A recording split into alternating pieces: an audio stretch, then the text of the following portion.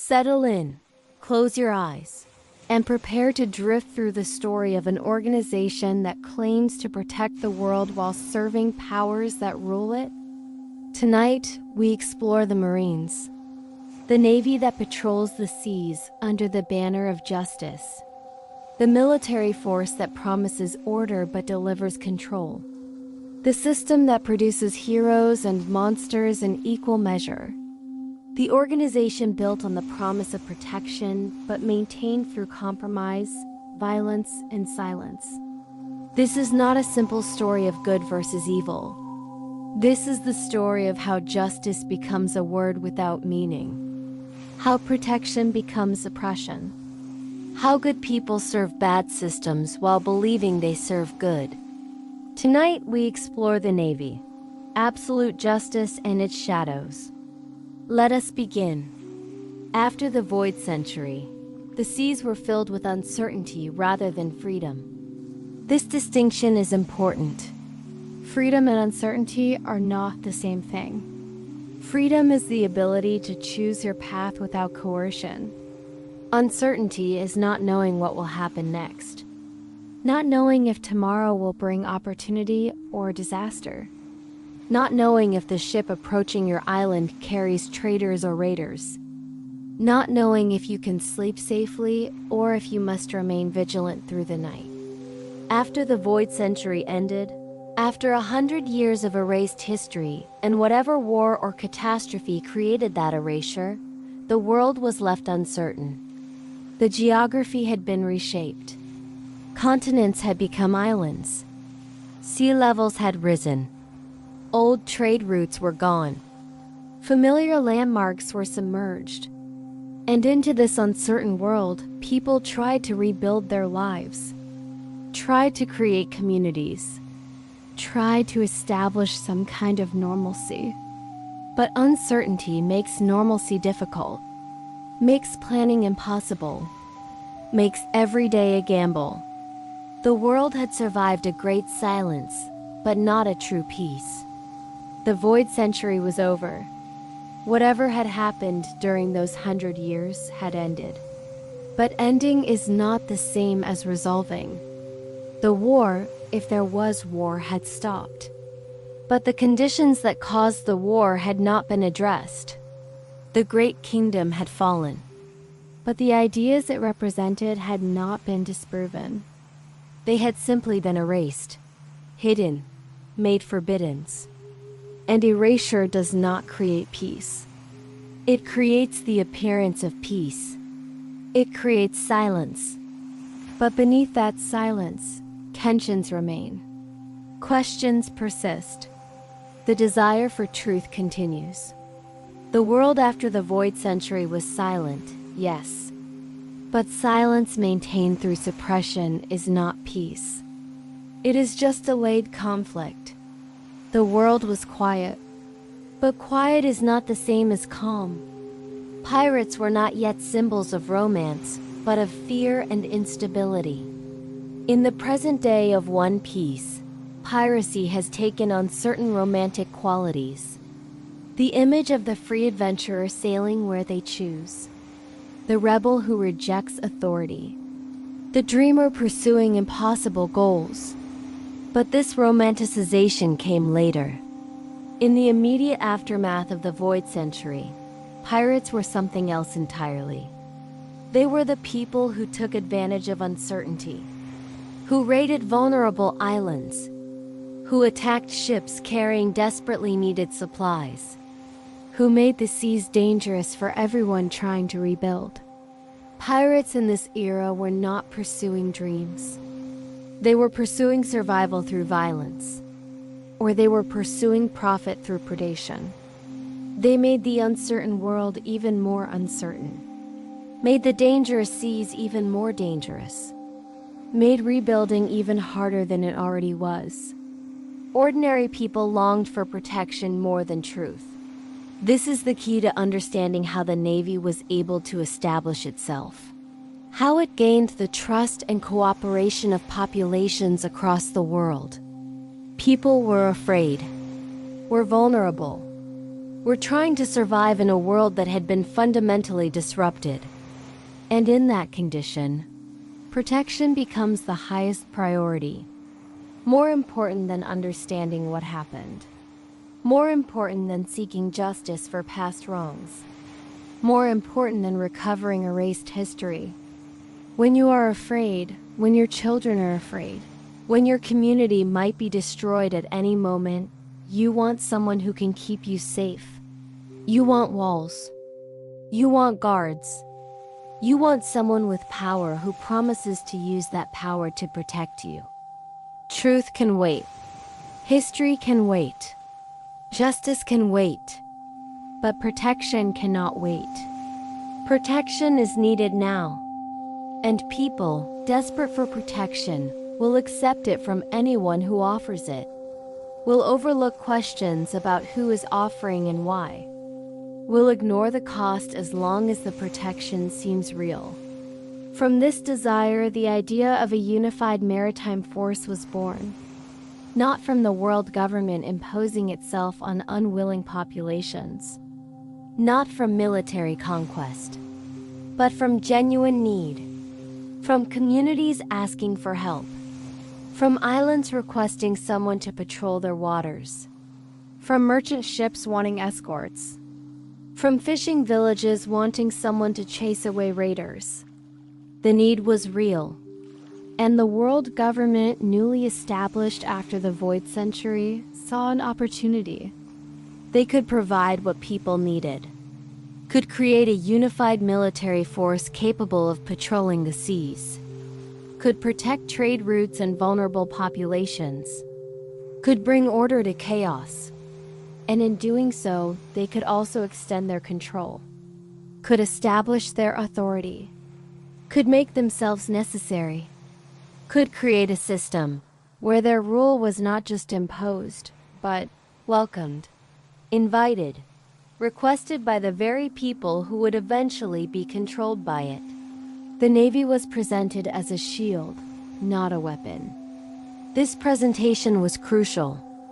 This was how the organization gained acceptance, gained trust, became integrated into the fabric of the world. A shield protects, defends, stands between threats and those who need protection. A shield is passive, reactive, only used when attacked. This is how the Navy was marketed.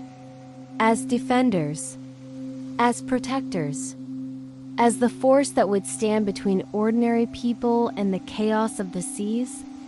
The language was carefully chosen. The imagery was deliberate. White coats symbolizing purity. The word justice written on their backs. Ships designed to look impressive and protective rather than aggressive. Everything about the Navy's presentation said, "We are here to help. We are here to protect. We are the good guys. Trust us." And people, desperate for protection, did trust, did welcome, did accept the Navy as necessary and good. Justice became the language used to calm a frightened world.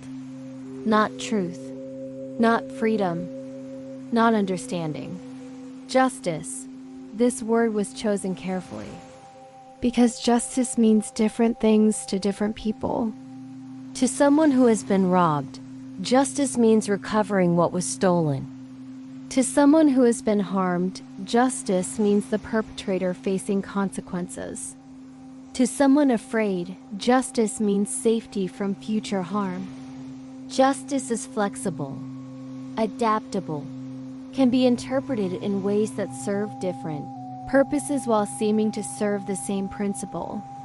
And the Navy used this word constantly, painted it on their coats, wrote it on their flags, made it their motto, made it the lens through which all their actions were interpreted. Whatever the Navy did was justice, was right, was necessary, because the Navy served justice. And who could oppose justice? Who could question those who promised to make things right? The word created a shield more effective than any physical protection.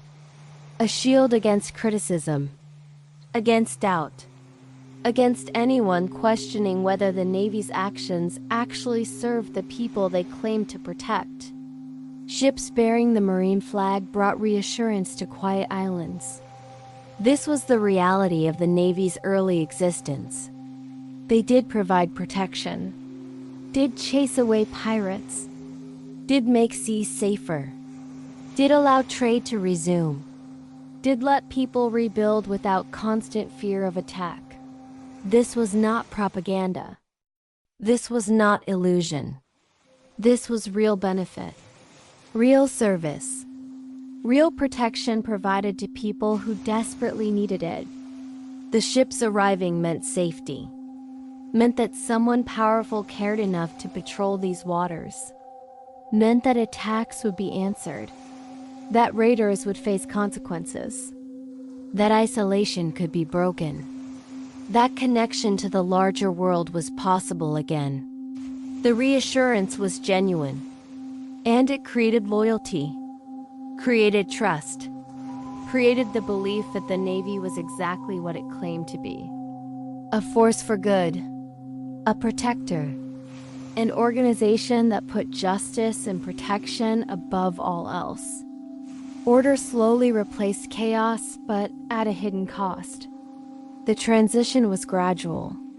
Not a sudden shift, but a slow accumulation of changes that, individually, seemed reasonable, necessary, small prices to pay for the protection received. Pirates were hunted and killed, sometimes with trials, sometimes without. The guilty and the innocent were not always clearly distinguished, but order required decisiveness, required action. Questionable actions were overlooked in favor of overall results. Laws were established that controlled trade, that required permissions and permits, that made some activities legal and others criminal. These laws made sense, were necessary for coordination, for ensuring fairness, for preventing chaos, but they also created control, created dependency, created situations where the Navy decided what was permissible. Information was managed, stories were shaped, news was filtered, to prevent panic, to maintain morale, to ensure stability, reasonable justifications, but also control over what people knew, what they understood, what questions they asked. The cost was paid in small increments, in freedoms traded for safety, in questions unasked for the sake of order, in truth suppressed because chaos was feared more than ignorance. The sea accepted protection without asking its price. This is how systems establish themselves, not through dramatic takeover, but through gradual integration. The world needed protection. The Navy provided it. The relationship seemed simple, beneficial, mutual. The Navy gained authority and resources. The world gained safety and order. Everyone benefited, or so it seemed. But protection always has a price. Sometimes the price is paid in money, in taxes or tithes. Sometimes the price is paid in freedom, in accepting restrictions for the sake of safety. Sometimes the price is paid in truth, in accepting official narratives rather than seeking understanding. And sometimes the price is paid in complicity, in accepting actions you might otherwise question because those actions are performed by the people protecting you. The sea accepted protection, welcomed it, became dependent on it, and in becoming dependent, became unable to question it, unable to refuse it, unable to imagine what the world might look like without it. The Navy became necessary, became inevitable, became the only imaginable source of order. And once something becomes necessary, its price becomes payable, whatever that price might be. however high it might climb. Because the alternative, chaos, seems worse than any price. The sea accepted protection. And in accepting, surrendered something it did not realize it was surrendering. The right to question. The ability to refuse. The freedom to imagine alternatives. These were the hidden costs. And they would compound over time. Would grow heavier. Would become eventually unbearable. But that realization would come later. Much later. For now, in the early days after the Void Century, the protection seemed like pure benefit. The cost seemed worth paying. And the sea, grateful for order, did not ask what it was really trading away. Justice was never clearly defined, only broadly promised. This is crucial to understanding how the Navy operates. How it maintains cohesion despite containing people with radically different beliefs. How it can commit atrocities while its members genuinely believe they serve good. Justice was not defined, was not given specific meaning, was not constrained by rules that would apply equally to all situations. Instead, it remained abstract, broad, something everyone could project their own meaning onto. This was not accidental. This was design. Because specific definitions create boundaries. Create situations where you must acknowledge that your actions violate your principles. But vague definitions, vague promises, those can be reinterpreted endlessly, can be applied to any situation, can justify anything if you believe strongly enough that you serve justice. Different people imagine justice in different ways. To a farmer whose village was raided by pirates, justice meant those pirates being hunted down and stopped. To a merchant whose ships were attacked, justice meant safe seas for trade. To a world government official, justice meant maintaining the current power structure. To a Marine recruit from a destroyed island, justice meant ensuring no one else suffered as they had. To a cynical officer, justice meant advancing through the ranks, regardless of what orders had to be followed. To an idealistic young soldier, justice meant helping people. All of these people could serve in the same organization, could wear the same coat with justice written on it, could believe they served the same cause. Because justice meant whatever each person needed it to mean, was shaped by personal experience, by trauma, by ambition, by genuine desire to help or cynical desire for power. The word contained all these meanings, contradicted none of them, unified people who should have been in conflict. To the poor, justice meant safety. This is the most basic interpretation, the most immediate, the most visceral. If you have nothing, if you are vulnerable, if your life can be destroyed by any passing threat, then justice is simply being able to survive without constant fear. Justice is ships that chase away raiders. Justice is soldiers who respond when you are attacked. Justice is someone more powerful than you who nonetheless uses that power to protect rather than exploit you. This justice does not require complex philosophy, does not need elaborate justification. It is simple, direct, protection for those who cannot protect themselves. The poor supported the Navy because the Navy provided this justice, this basic safety, this fundamental protection. And when the Navy asked for loyalty in return, the poor gave it. Because justice to them was the Navy, was the force that made survival possible. To rulers, justice meant control. This is a different interpretation entirely. But it too found home under the Navy's banner.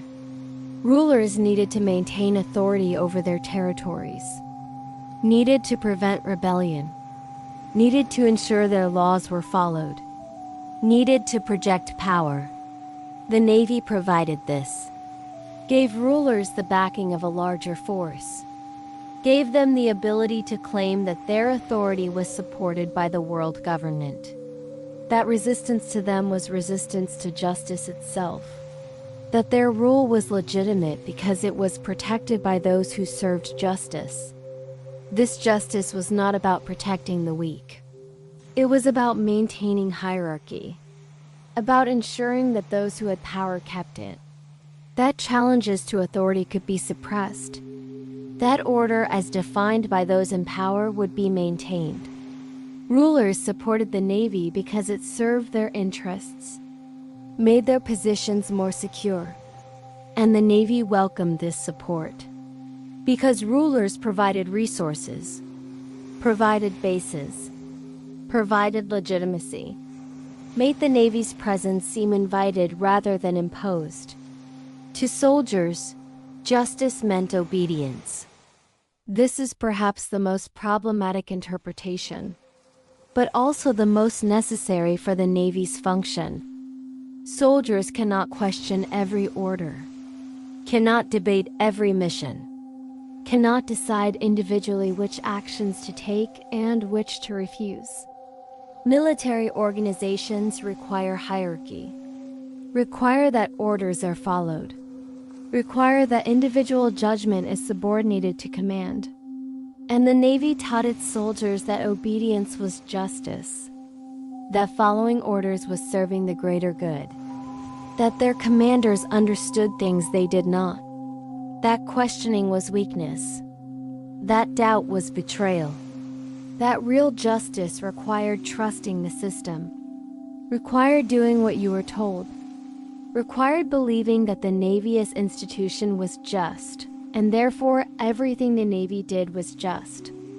This interpretation made soldiers reliable, made them effective, made them capable of carrying out missions that might otherwise trouble their consciences, because they were serving justice.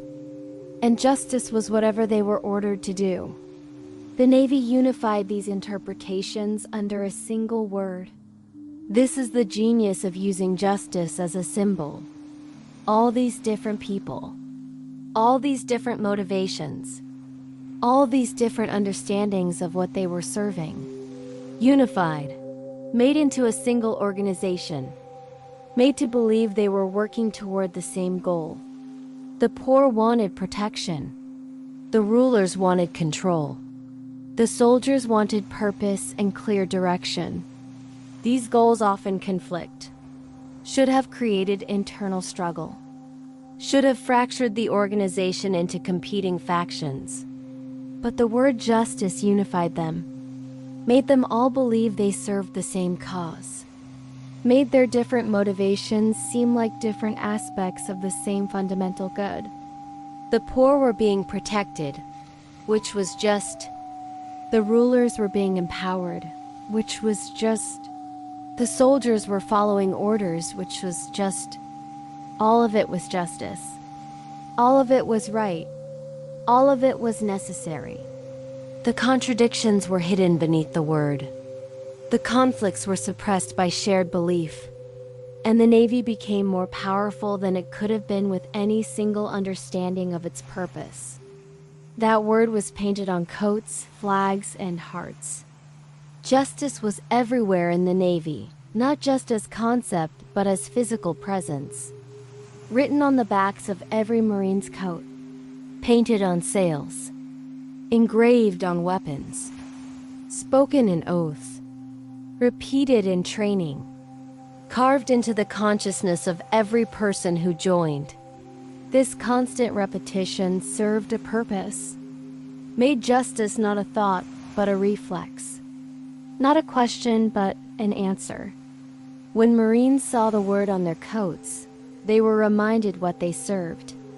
When they saw it on flags, they were reminded what they fought for. When they spoke it in oaths, they were binding themselves to it. The word became part of identity, became inseparable from being a Marine. became the foundation upon which everything else was built. To question justice was to question yourself. To doubt justice was to doubt your own purpose. To abandon justice was to abandon everything you had built your life around. The word was not just painted. It was weaponized, turned into a tool for maintaining loyalty, for preventing doubt, for making alternatives unthinkable. They were following orders. The politicians who made knowing history a crime, they were protecting the world from dangerous knowledge. The responsibility dispersed, diluted, disappeared into the structure. And individual Marines, looking at their specific role, could convince themselves they had done nothing wrong. They had just followed orders, just done their job, just served justice as they understood it. The island burned. The scholars died. The knowledge was destroyed. But somehow, in the diffusion of responsibility, no one was guilty. Everyone had just been doing what they were supposed to do. This is the horror of the hierarchy. Not that it creates monsters, but that it creates a system where no monsters are necessary. Where ordinary people, good people, people who genuinely want to help, can participate in atrocities while believing they bear no responsibility, while believing they are serving justice, while maintaining clear consciences. The hierarchy removes responsibility, and removing responsibility removes the break that conscience provides, allows the system to do anything at all, while its members sleep soundly, while they believe they serve good, while they wear justice written on their backs. The system ensured efficiency at the cost of conscience. This is the trade the Navy made, deliberately, consciously at the highest levels, unconsciously among the ranks. Efficiency requires that orders are followed without extended moral examination, requires that soldiers do what they are told when they are told to do it, requires that the machinery of the organization functions smoothly. Conscience interferes with efficiency, makes people hesitate, makes them question, makes them sometimes refuse. So the system suppressed conscience, not through cruelty but through structure, through diffusing responsibility, through emphasizing obedience, through rewarding those who did not question and punishing those who did. Conscience became weakness, became something to be overcome, became an obstacle to being a good Marine. And so it was trained away, suppressed, made irrelevant. And the Navy became efficient, became capable of executing any order, became the perfect instrument of control, at the cost of conscience, at the cost of individual moral judgment, at the cost of the ability to say no, even when no was the right answer, even when no was the only moral choice, even when no was necessary to serve actual justice rather than the symbol that had replaced it. Justice became something decided far away. This is the final consequence of the hierarchy. Justice was not something determined by the people actually facing moral choices, not something decided by the Marines who saw the suffering their actions caused, not something shaped by those who witnessed the consequences. Justice was decided at headquarters, in offices far from battlefields, by people who never witnessed what their orders meant, who never saw the children made orphans, never saw the islands reduced to ash, never saw the refugees fleeing burning homes. They decided what justice required, and their decision flowed downward, became orders, became missions, became actions taken by people who had no say in whether those actions served actual justice. The distance was intentional, was protective, made it easier to make hard decisions when you never saw their consequences, made it easier to order destruction when you never witnessed destruction, made it easier to claim justice when you never faced the people your justice harmed. Those closest to suffering had the least authority. This is the inversion the hierarchy created. The Marines on the ground, the ones who actually witnessed what their actions meant, who saw the faces of the people they were supposed to protect, who heard the screams, who smelled the smoke, who buried the bodies. These Marines had the least power to change anything, had the least say in what happened, had to follow orders even when those orders contradicted everything they had joined to accomplish. Their witness meant nothing. Their experience meant nothing. Their moral judgment meant nothing. Because authority flowed from the top, and the top was far away, was insulated, was making decisions based on policy rather than reality. The Marines closest to suffering learned to ignore that suffering, had to in order to continue functioning, had to in order to remain Marines, had to in order to maintain their sense of serving justice. So they learned not to see, not to hear, not to feel. Learn to treat people as abstracts rather than humans. Learn to follow orders without thinking about what those orders meant. And the hierarchy made this possible, made this necessary, made this the only way to survive within the system. And authority rarely witnessed the suffering it caused. This is the completion of the circle. The top of the hierarchy made decisions. The bottom of the hierarchy witnessed consequences. But the two rarely connected. The Admirals did not visit destroyed islands, did not meet with refugees, did not see the long-term consequences of their orders. They saw reports, statistics, mission summaries, abstract representations of concrete horror. And abstractions are easy to dismiss, easy to justify, easy to repeat. If the admiral who ordered O'Hara's destruction had to personally execute every scholar, had to look into their eyes as he pulled the trigger, had to hear them plead for mercy, had to witness the complete destruction he was causing, would he have given that order? Perhaps, perhaps not. But the hierarchy ensured he never had to make that choice, never had to witness, could give the order from the comfort of headquarters, could maintain clean hands while others got bloody, could serve justice while never witnessing whether his actions actually served anything just. Authority rarely witnessed suffering, and not witnessing rarely understood, and not understanding rarely changed, and not changing continued ordering the same actions, continued using the same methods, continued believing that efficiency mattered more than conscience, that order mattered more than justice, that the symbol mattered more than what the symbol was supposed to represent. The hierarchy removed doubt, removed responsibility, removed conscience, made the Navy efficient, made it capable, made it terrible, made it possible for good people to serve evil while believing they served good. This was the structure. This was how it worked. This was what it accomplished. And this was why, despite being filled with people who wanted to help, the Navy became one of the primary instruments of oppression in the one-piece world. Not through individuals, but through structure. Not through malice, but through organization.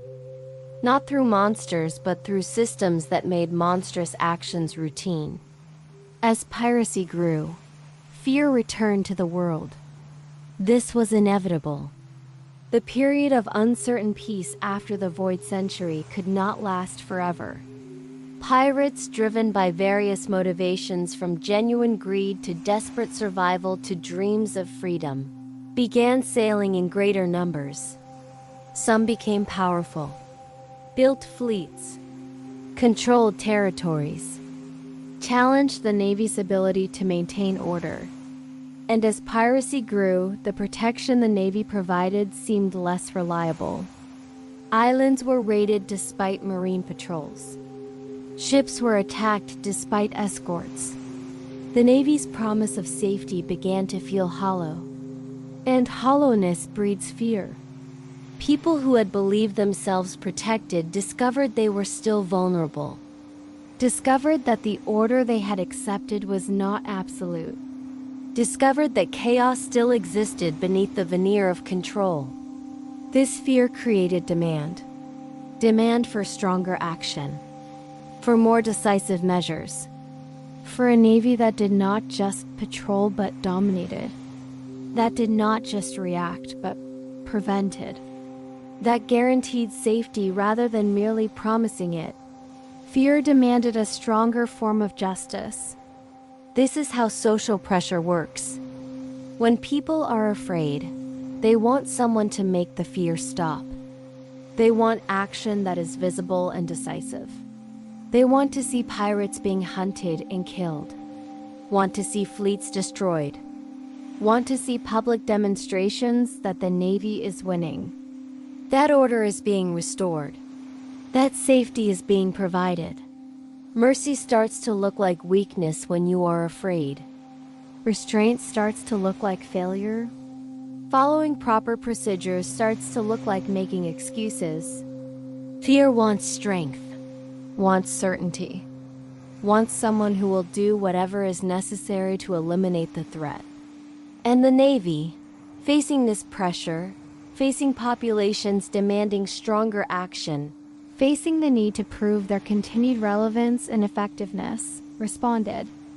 not by examining whether stronger action would actually make people safer, not by considering whether escalation might create more problems than it solved, but by giving people what they demanded, by creating a new doctrine, by establishing a new interpretation of justice that promised to deliver the safety and order that fear demanded.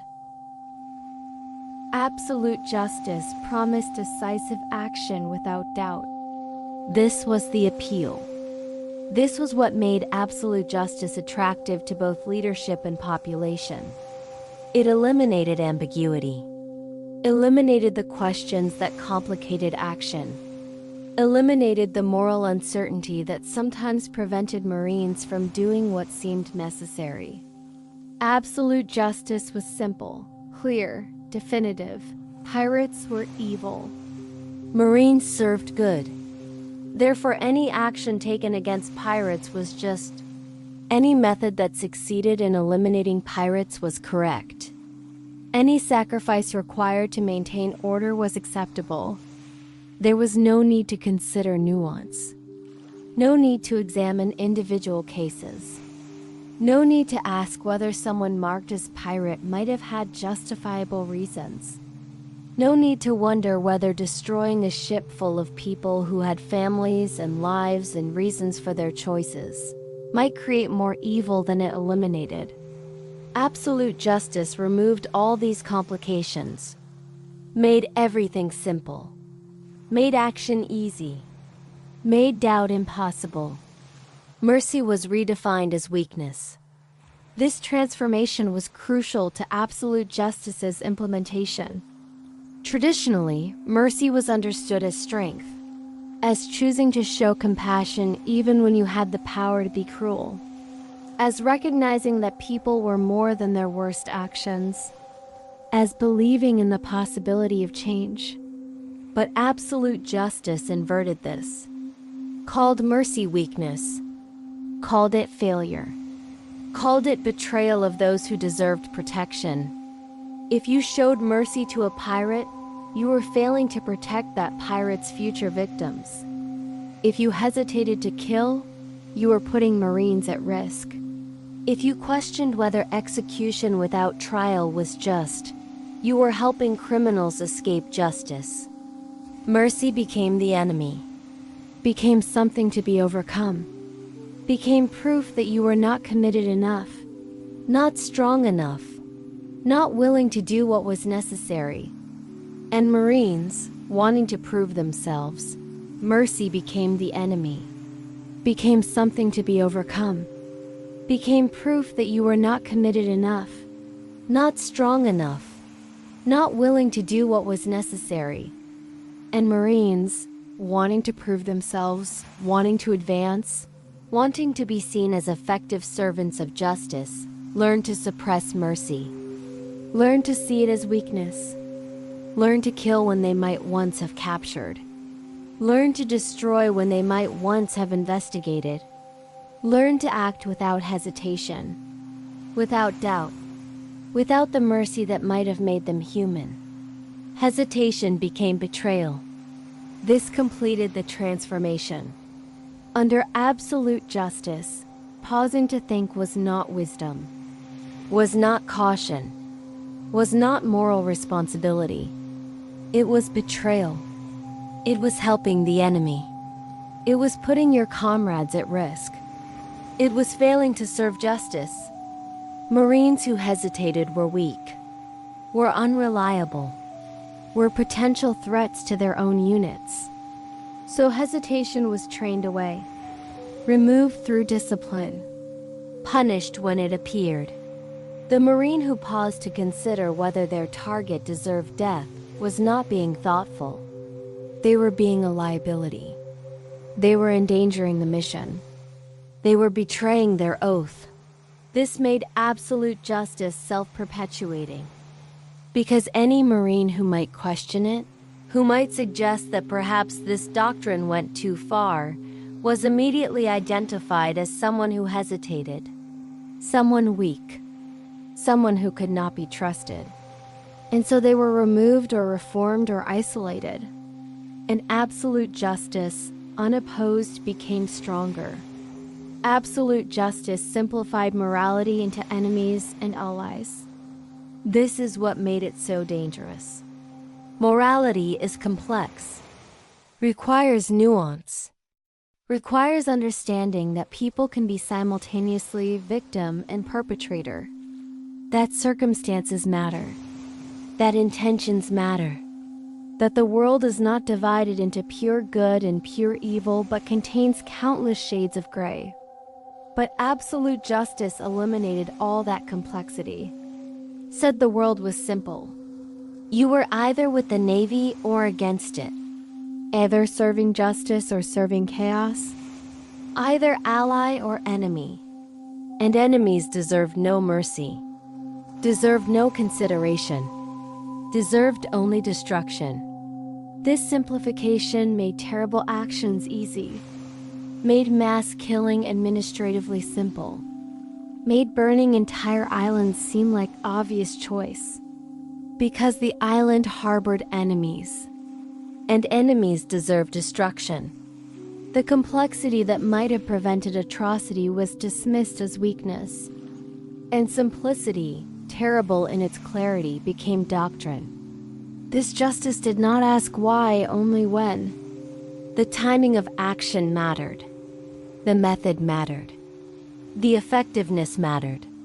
But the justification, that was assumed. Pirates were evil. Therefore, destroying them was good. Someone was marked as criminal. Therefore, punishing them was just. An island was suspected of harboring threats. Therefore, eliminating it was necessary. Absolute justice did not waste time on questions, did not examine motivations, did not consider whether the person being killed had become a pirate out of desperation, whether they had been forced into it, whether they had been protecting their families, whether circumstances rather than character had created their situation. None of that mattered. The label mattered. The categorization mattered. Once someone was identified as enemy, their destruction became not just permitted but required. Absolute justice did not ask why someone was an enemy, only when they would be eliminated. Violence became justified before it occurred. This is the final evolution of absolute justice. Traditional justice requires that harm be proven before punishment is administered, requires investigation, requires evidence, requires that people be judged for what they have done, not what they might do. But absolute justice inverted this. Justified violence based on potential rather than action, based on category rather than deed. If you were a pirate, violence against you was justified, not because of specific crimes you had committed, but because you were a pirate. The violence was pre-justified, pre-approved. The Marine carrying it out did not need to establish guilt, did not need to demonstrate that this particular person deserved death. The category established guilt, and the category justified whatever violence was deemed necessary. This made absolute justice terrifyingly efficient, made it possible to kill thousands without ever establishing individual guilt, made it possible to destroy without investigation, made it possible to eliminate anyone marked as enemy without pausing to confirm that they actually were an enemy or that being an enemy justified their elimination. The Navy gained power at the cost of flexibility. Absolute justice made the Navy stronger in certain ways, made it more feared, made it more effective at eliminating specific targets, made it capable of taking actions that other organizations might hesitate to take. But it also made the Navy rigid, incapable of adapting to complexity, incapable of recognizing when circumstances required different approaches, incapable of making peace with enemies who might be converted to allies, incapable of seeing that sometimes mercy is more powerful than violence. Absolute justice locked the Navy into a single mode of operation: destroy the enemy. Use overwhelming force. Show no weakness. This worked in certain situations, but it also created enemies where diplomacy might have created allies, created resistance where understanding might have created cooperation, created long-term problems while solving short-term threats. The power absolute justice provided was real, but it was limited, was inflexible, was incapable of the subtlety that complex situations required. And fear slowly replaced trust. This was the long-term consequence of absolute justice. The population that had once welcomed the Navy as protectors began to fear them instead, began to understand that the Navy was not interested in justice in any meaningful sense, was interested only in order.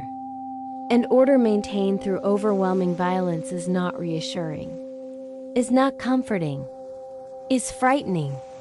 People began to fear that any mistake might mark them as enemy, that any association with the wrong people might get them killed, that the Navy might destroy their island if it was suspected of harboring threats. The trust that had been built through early protection eroded, was replaced by fear. And fear creates distance, creates resentment, creates the conditions for resistance. The Navy became more powerful through absolute justice, but it also became more isolated, more hated, more dependent on violence rather than cooperation, more fragile despite appearing stronger. Because trust, once lost, is difficult to recover. And fear, once established, becomes the foundation of the relationship. The Navy had promised to make people safe. Absolute justice made them afraid. Made them afraid not just of pirates but of the Navy itself. Made them understand that they were not protected but controlled. Not served but ruled. Not safe but obedient.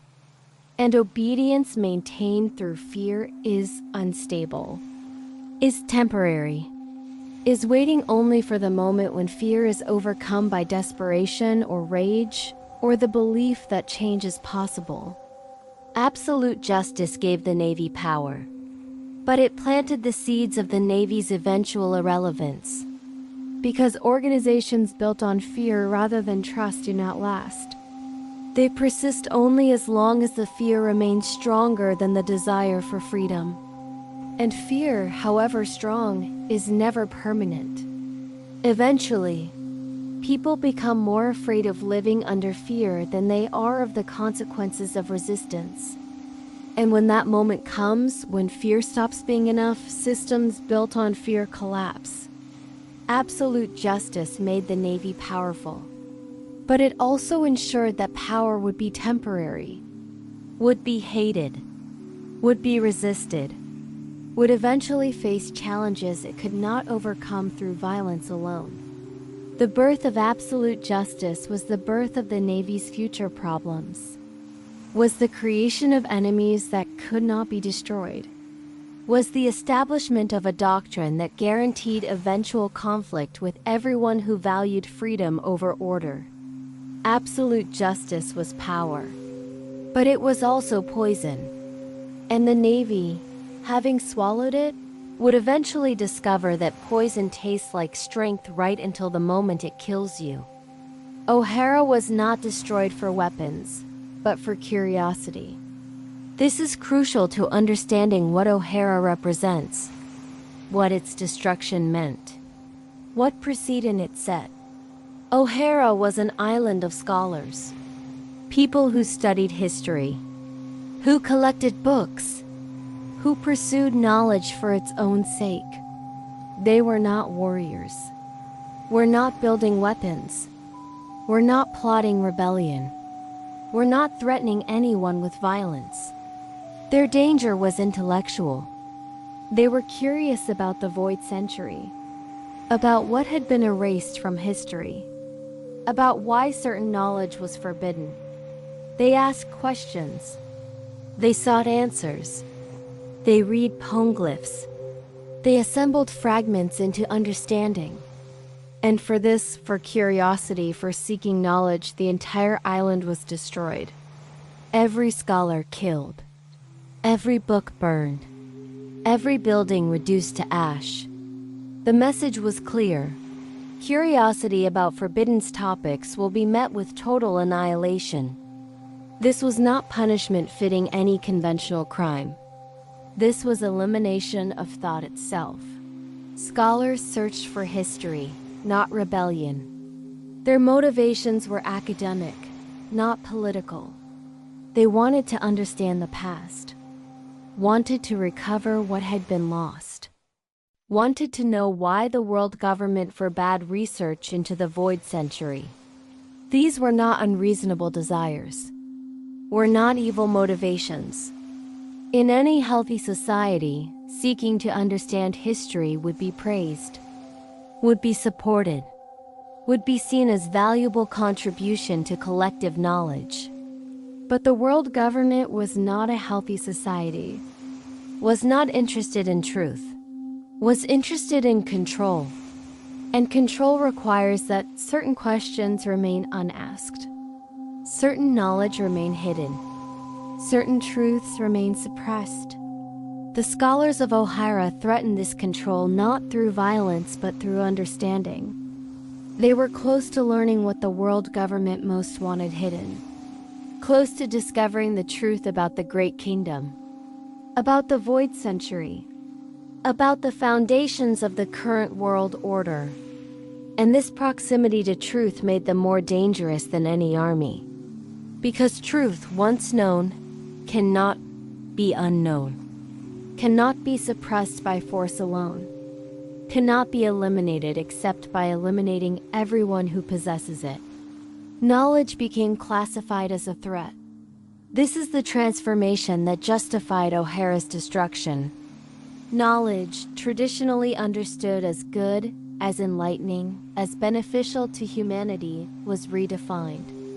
Certain knowledge was dangerous, not because it enabled harm, not because it provided instructions for weapons or methods of destruction, but because it undermined the world government's narrative, because it revealed their lies, because it demonstrated that alternatives had existed, that the current order was not inevitable, that the world could be different.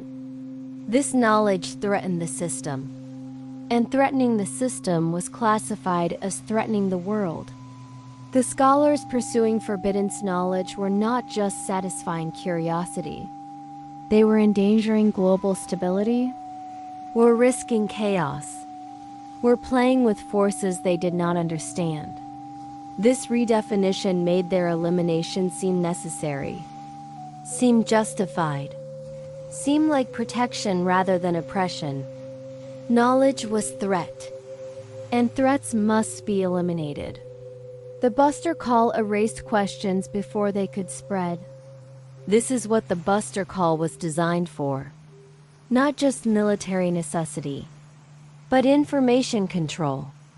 The scholars of O'Hara had learned too much, had assembled too complete an understanding, had reached conclusions that contradicted the official narrative. If they were allowed to share this knowledge, if they published their findings, if they spoke to others about what they had discovered, the information would spread, would reach other scholars, would reach ordinary people, would create doubt, would create questions, would undermine 800 years of carefully maintained ignorance. So the Buster Call was deployed, not to defeat a military threat, but to destroy information, to eliminate everyone who possessed it, to burn every physical record, to reduce O'Hara to ash so thoroughly that nothing of what they learned could survive. The Buster Call was information warfare, was the violent suppression of truth. Was the world government demonstrating that they would kill anyone, destroy anything, to prevent their lies from being exposed? Justice chose obedience over understanding. The Marines who participated in the Buster Call faced a choice between following orders and examining what those orders meant, between obeying the system and questioning whether the system served justice. Some Marines questioned. Saul defected, tried to save at least one person from the destruction, but most did not question. Most followed orders. Most participated in destroying an entire island of civilians whose only crime was curiosity. Why? Because they had been trained that obedience was justice, that following orders served the greater good, that their superiors understood things they did not, that questioning in the moment of action was betrayal. Justice to these Marines was doing what they were told, was trusting the system, was believing that the destruction they caused served some purpose they were not educated enough to understand. They chose obedience, and in choosing obedience, they made understanding impossible. Because you cannot understand what you refuse to examine, cannot recognize injustice if you will not look at it honestly, cannot serve true justice if you define justice as obedience. Fire replaced debate. This is what the Buster Call meant. In any dispute between ideas, between different understandings of history, between competing narratives about what happened in the past, the normal resolution is debate, discussion, examination of evidence, presentation of arguments, allowing people to hear different perspectives and make their own judgments. But the world government did not debate the scholars of O'Hara, did not present counterarguments, did not attempt to disprove their findings through evidence or logic. They simply destroyed, used fire, used violence, used the overwhelming power of a Buster Call to eliminate the scholars and their knowledge. Fire replaced debate.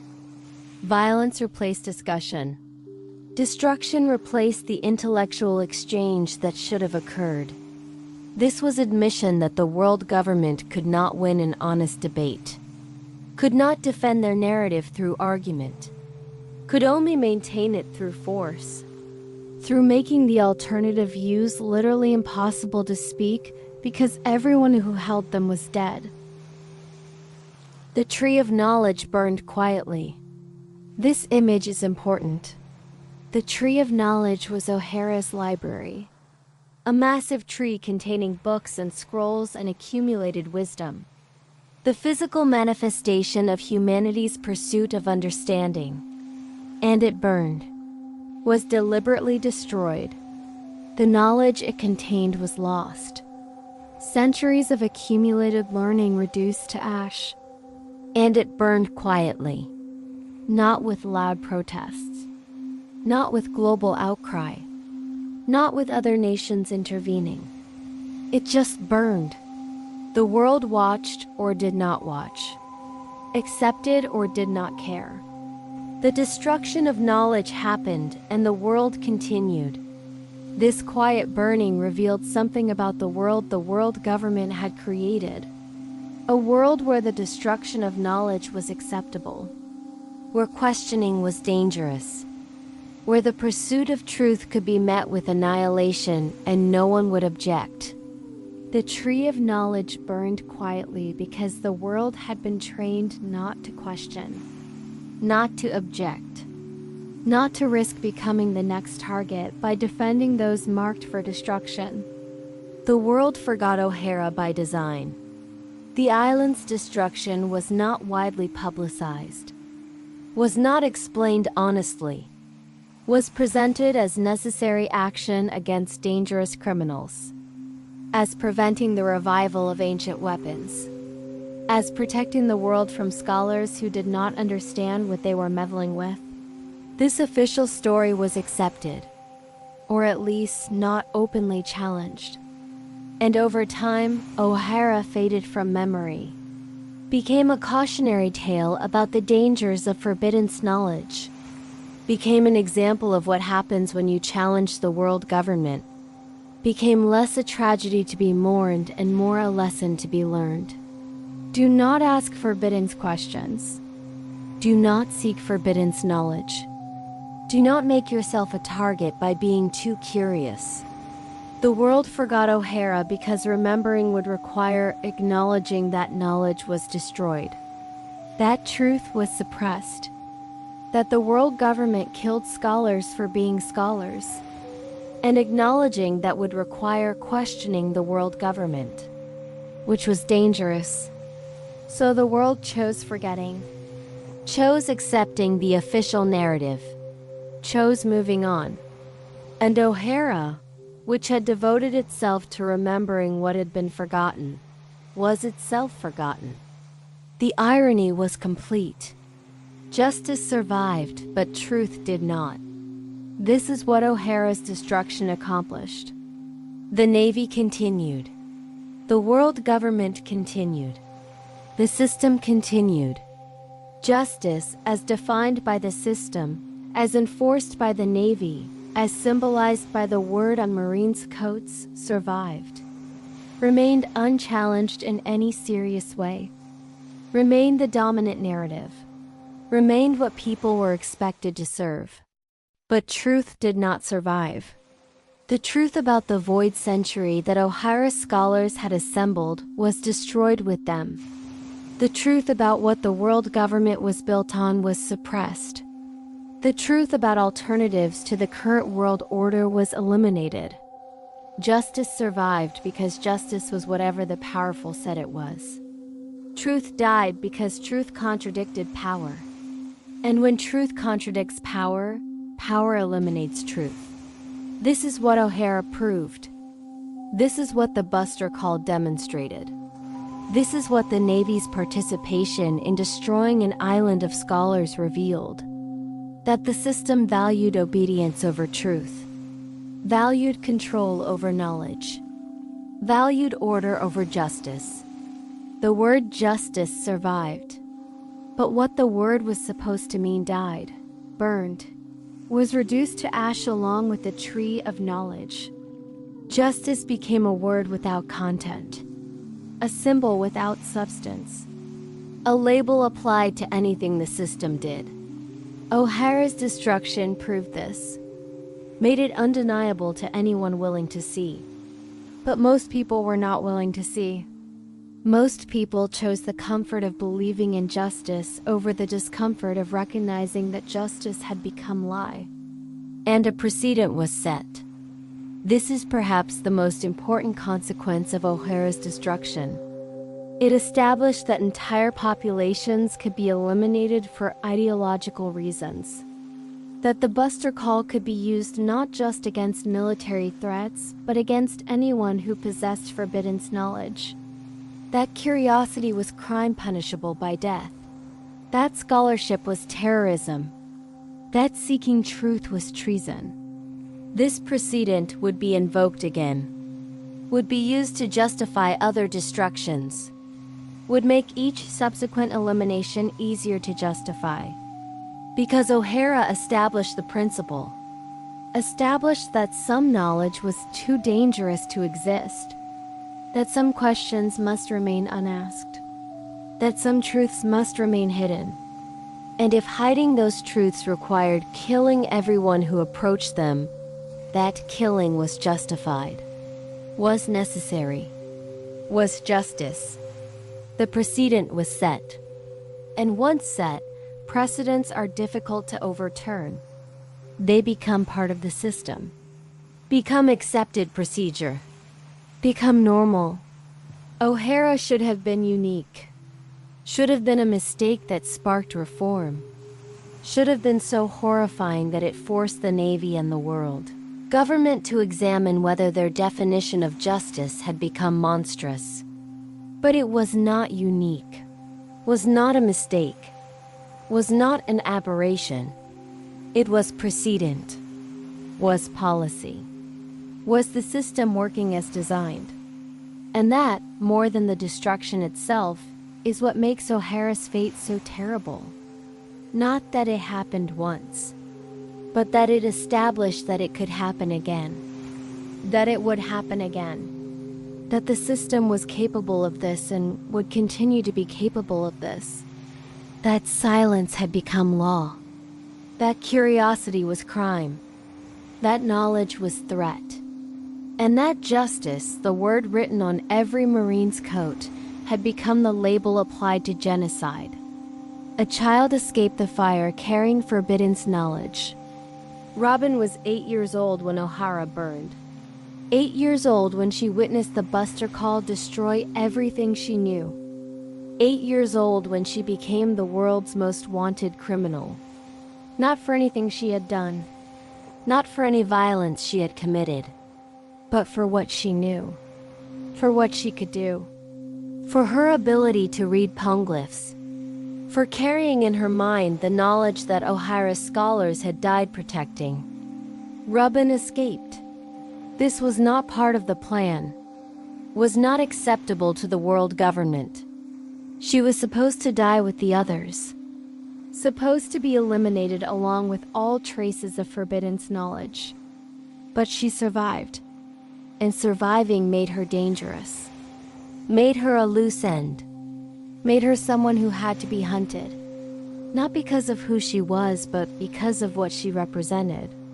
The persistence of forbidden knowledge, the survival of truth that was supposed to be destroyed.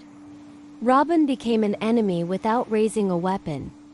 She was a child, harmless in any conventional sense, could not fight, could not threaten, could not harm anyone through physical violence.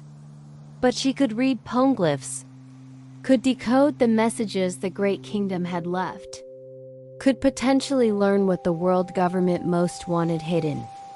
This made her an enemy. This made her dangerous. This made her someone who had to be eliminated. The enemy status was not based on actions but on potential. Not on what she had done but on what she might do. She carried knowledge and the ability to gain more knowledge.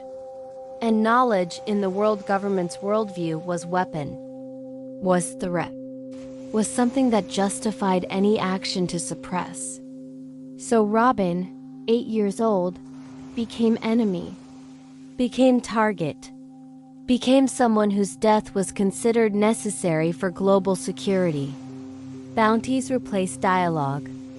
The world government did not try to talk to Robin, did not try to convince her that her knowledge was dangerous, did not try to reason with her, or educate her, or help her understand why she should not pursue forbidden information. They simply issued a bounty, made her wanted dead or alive, made hunting her profitable, turned her into a target for every bounty hunter, every pirate, every marine who wanted money or promotion. The bounty replaced any possibility of communication, any possibility of understanding, any possibility of finding a solution that did not involve an 8-year-old child living in constant fear of death. Bounties are simple. Bounties are efficient. Bounties make problems into financial transactions. Someone is dangerous. Put a price on their head. Problem solved. The bounty on Robin was the world government, admitting they would rather kill a child than risk her learning forbidden knowledge. Was them declaring that dialogue was impossible? That understanding was irrelevant. That the only acceptable outcome was her elimination. Ships sank for offering her shelter. This is how thoroughly Robin was hunted. Anyone who helped her was marked as accomplice. Anyone who gave her food or shelter or safe passage became target themselves. Ships that took her aboard were sunk. Islands that welcomed her were investigated. People who showed her kindness sometimes disappeared.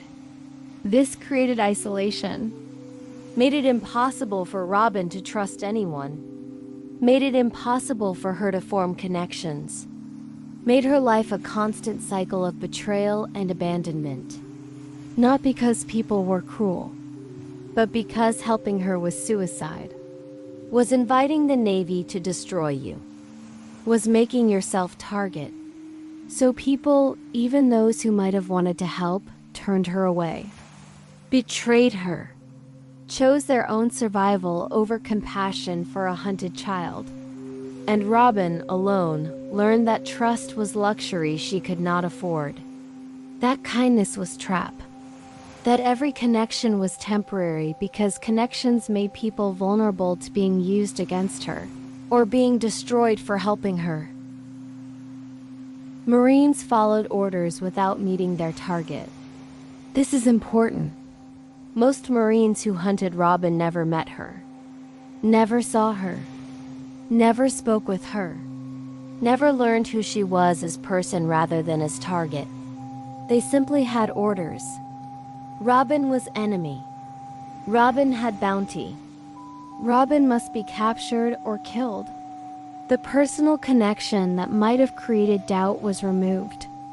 The humanity that might have inspired mercy was hidden behind categorization. She was not Robin, 8-year-old girl traumatized by witnessing genocide. She was the devil child, was criminal, was threat to global security.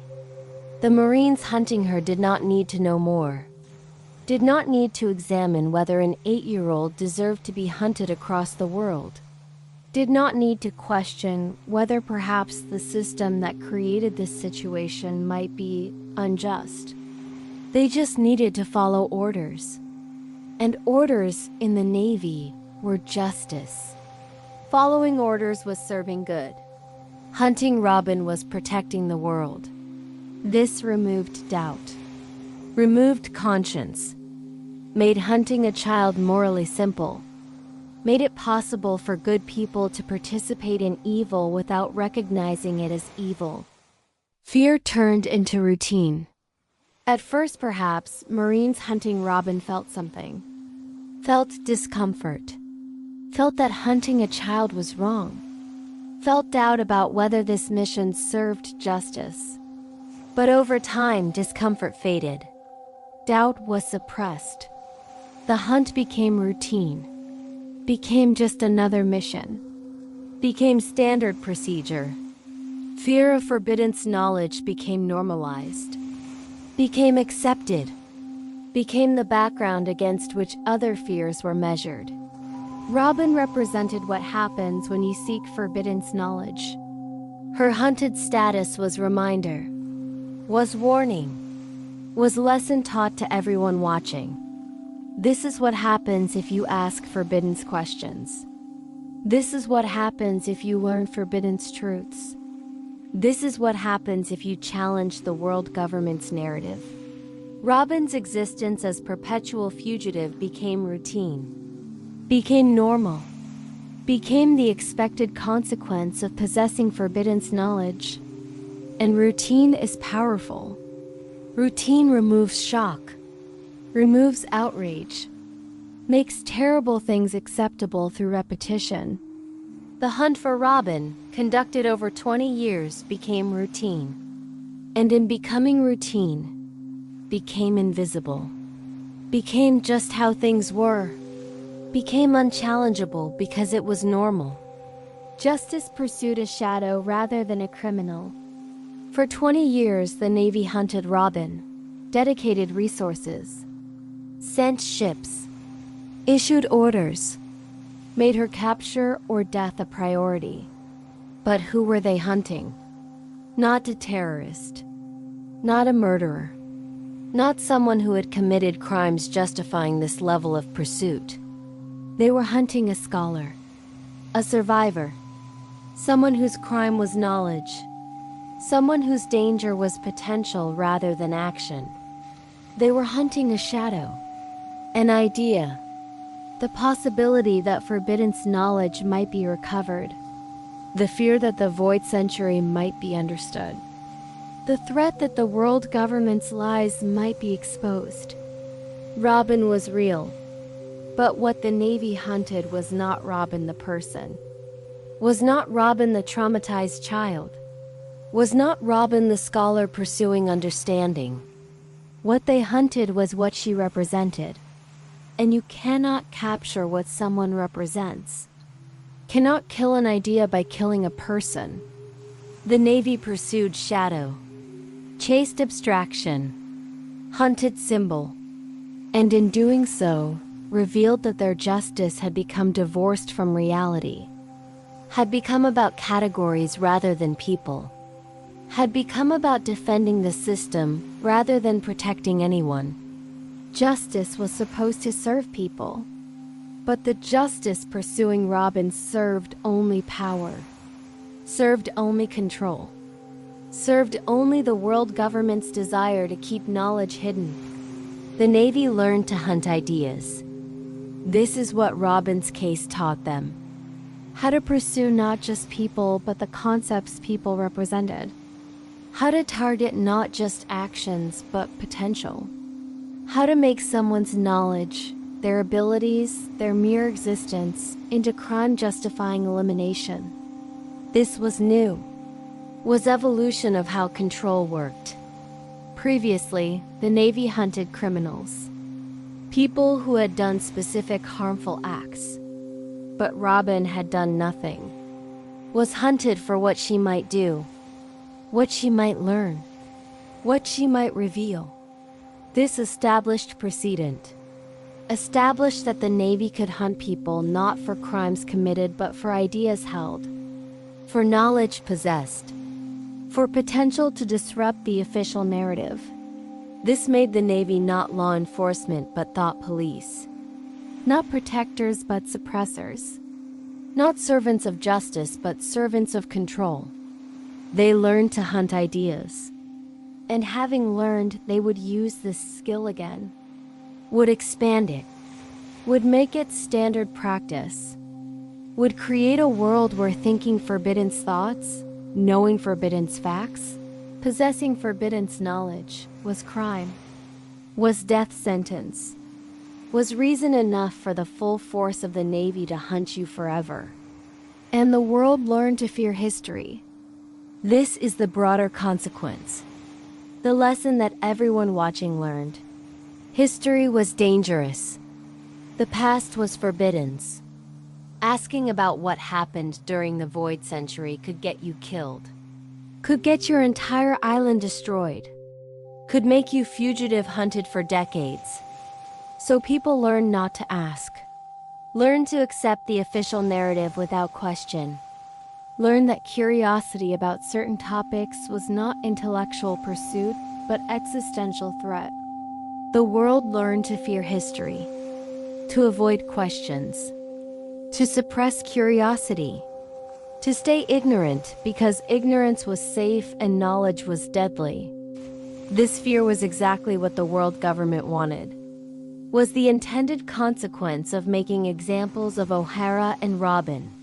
People who feared history would not seek it, would not challenge the official narrative, would not discover the truth that the world government had spent 800 years hiding. Fear was control. Fear was effective. Fear made the world government's task easier, made maintaining lies simpler, made suppressing truth routine. The world learned to fear history, and in learning that fear, surrendered the possibility of understanding, surrendered the right to know their own past, surrendered the truth to the convenience of safety. Silence became safer than curiosity. This is the final lesson Robin's hunted status taught. Speaking about forbidden topics was dangerous.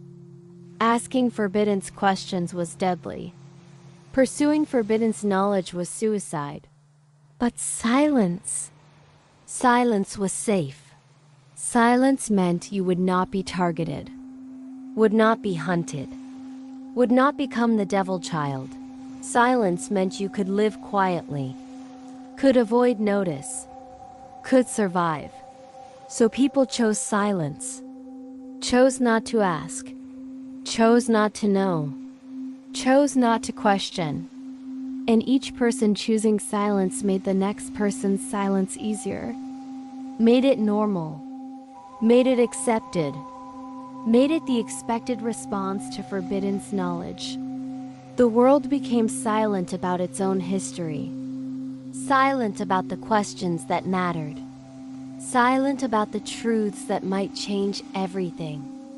And the world government, requiring only silence, was satisfied. Because silent populations do not rebel, do not resist, do not challenge. They just obey, just accept, just continue existing in ignorance. Robin's 20 years as fugitive created this silence, made it global, made it normalized, made questioning the void century unthinkable for most people. Silence became safer than curiosity, and in that safety, truth died. Knowledge died, understanding died, and the world, silent and ignorant, continued exactly as the world government wanted. Robin carried forbidden knowledge, but the world, terrified of what happened to those who carried such knowledge, chose to carry nothing, to know nothing, to question nothing, to remain silent forever. Absolute justice believed order justified sacrifice. This was the interpretation that came to dominate the Navy's highest ranks.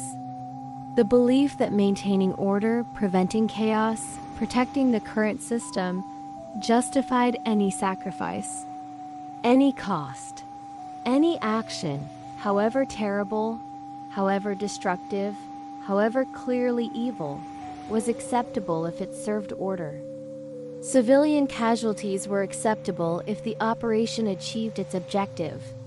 Destroying entire islands was acceptable if those islands threatened stability. Killing children was acceptable if those children might grow to challenge the world government. Absolute justice did not deny that these actions were terrible, did not pretend they were painless, did not claim they were ideal. It simply claimed they were necessary. That order required sacrifice. That stability demanded ruthlessness. That protecting the majority required sacrificing the minority. This logic was powerful, was compelling to those who feared chaos, who believed that without the world government's control, the world would descend into war and suffering worse than anything the government inflicted. Absolute justice offered certainty.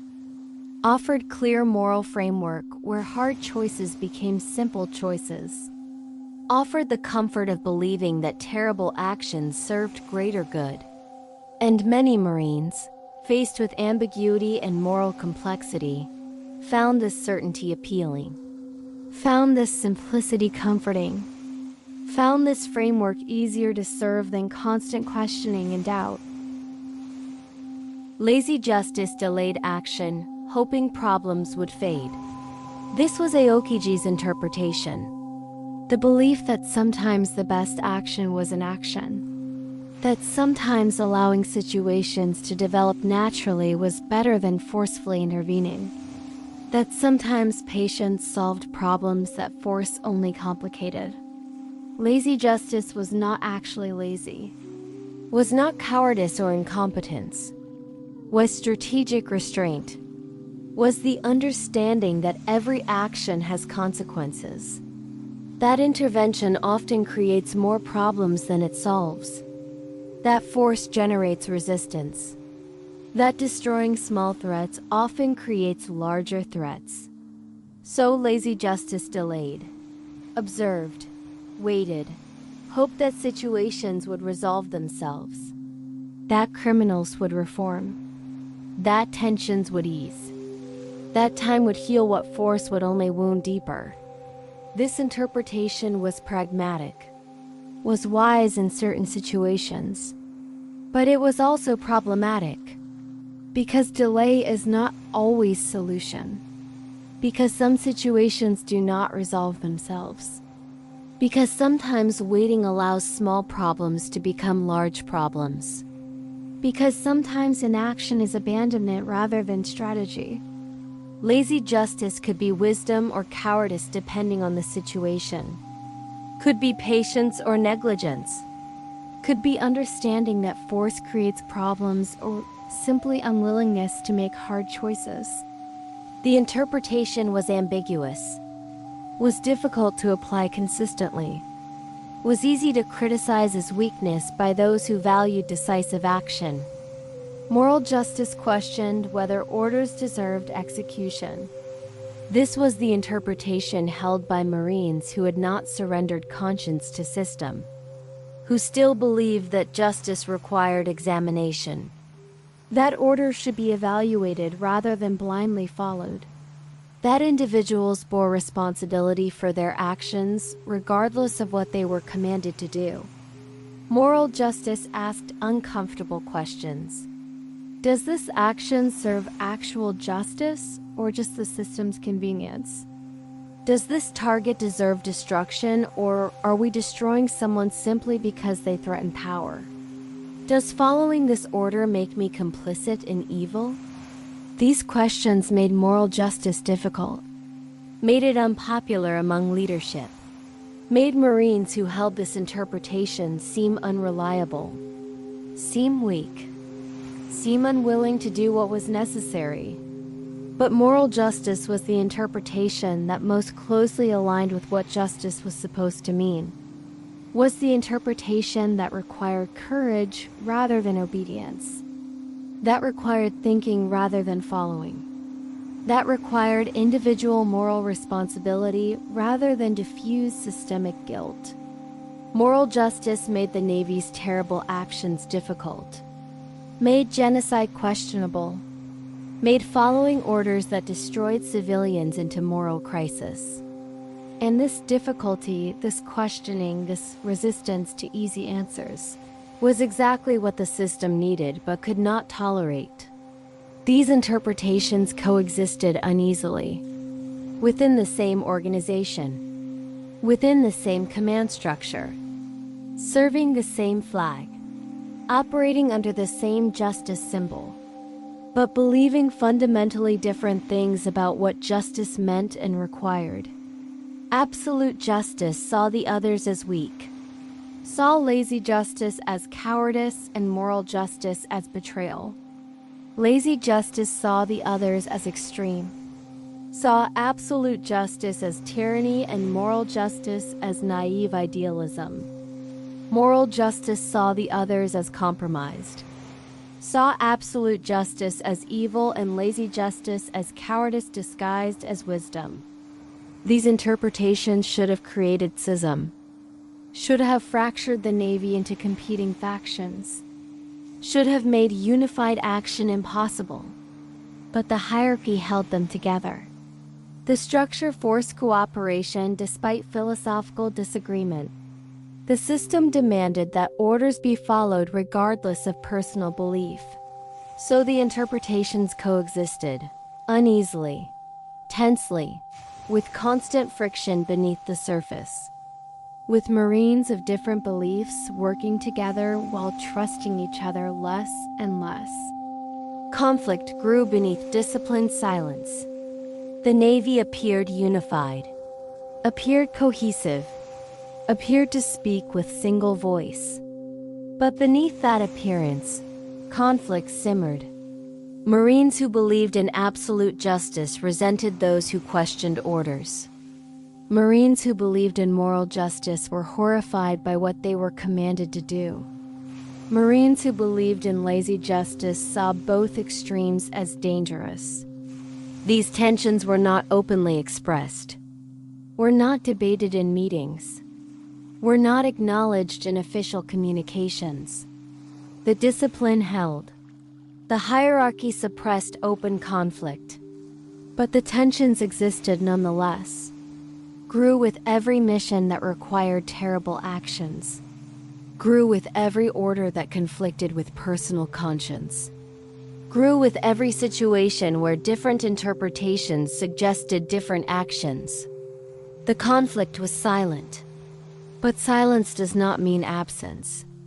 The conflict existed beneath discipline like pressure beneath stone, building, accumulating, waiting for the moment when discipline would crack, and the conflict would explode into open schism. Justice fractured quietly within the Navy. This is the truth that the Navy's leadership did not want to acknowledge. That their organization was not unified by shared understanding of justice, was unified only by hierarchy and discipline. That the symbol of justice they all served meant completely different things to different people. That the organization was philosophically fractured even while appearing operationally cohesive. This fracture was dangerous, was destabilizing, was evidence that the Navy was not the monolithic force it appeared to be. But acknowledging the fracture would mean acknowledging that justice was not clear, was not obvious, was not something everyone agreed on, and acknowledging that would undermine the entire structure, would make orders questionable, would make obedience conditional, would transform the Navy from unified military force into collection of individuals, each deciding for themselves what justice required. So the fracture remained quiet, remained hidden, remained suppressed beneath discipline and hierarchy and the shared symbol that masked philosophical disagreement. No side fully trusted the others. This was consequence of the fracture. Marines who believed in absolute justice did not trust Marines who questioned orders, did not trust them to follow through when action was necessary, did not trust them to make hard choices, did not trust them to put order above personal conscience. Marines who believed in moral justice did not trust Marines who followed orders without question, did not trust them to refuse evil commands, did not trust them to act justly when justice required disobedience, did not trust them to put people above system.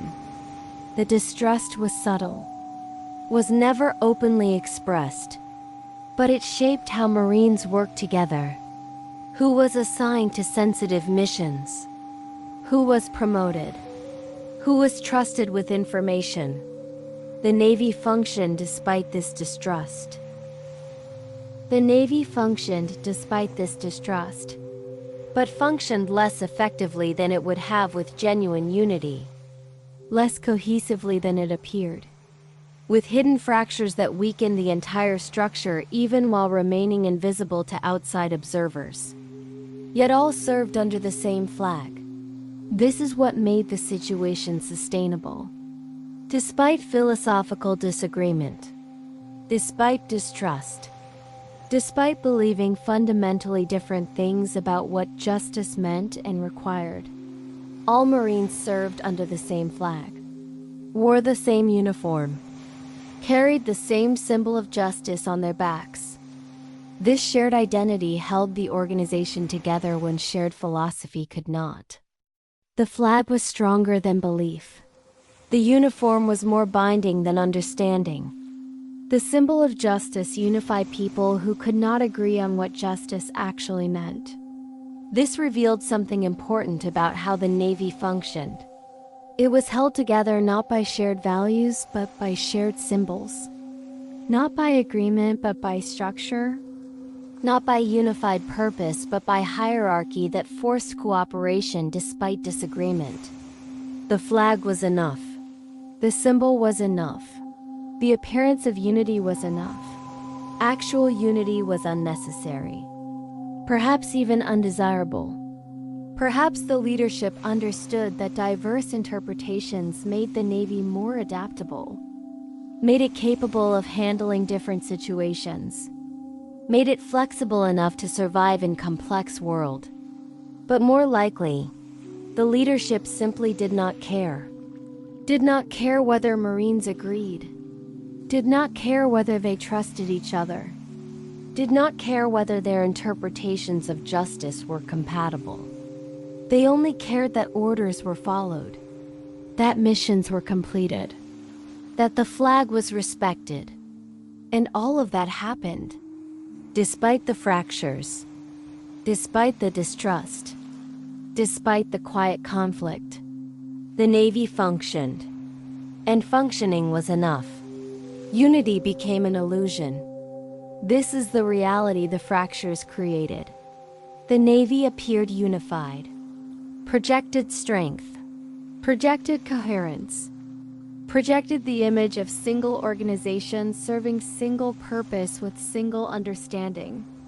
But the unity was superficial, was performance, was discipline masking disagreement, was hierarchy suppressing conflict, was symbol hiding division. True unity requires shared values, requires agreement on fundamental principles, requires trust that everyone is working toward the same goals. The Navy had none of this, had only the appearance of unity, had only the flag and the structure and the discipline that forced cooperation despite fundamental disagreement. This illusion was powerful, was effective, made the Navy seem stronger than it was, made enemies believe they faced unified force, made allies trust in Navy's reliability, made populations believe the Navy spoke with single voice. But illusions are fragile, are vulnerable to reality, are maintained only through constant effort. And the effort required to maintain the illusion of unity was growing, was becoming more difficult, was approaching the point where maintaining illusion would cost more than acknowledging reality. The cracks remained hidden beneath discipline, but hidden does not mean non-existent. The cracks were real, were growing, were spreading through the foundation of the organization. Every mission that required terrible actions widened the cracks. Every order that conflicted with conscience deepened them. Every situation where different interpretations suggested incompatible actions multiplied them. The discipline held them together. The hierarchy suppressed their visibility.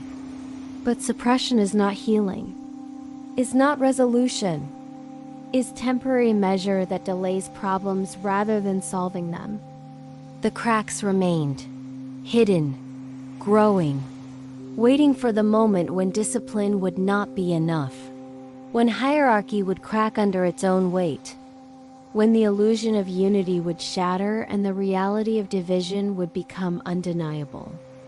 That moment had not arrived yet, but it approached, slowly, inevitably, Because cracks always spread, pressure always builds, and illusions always eventually fail.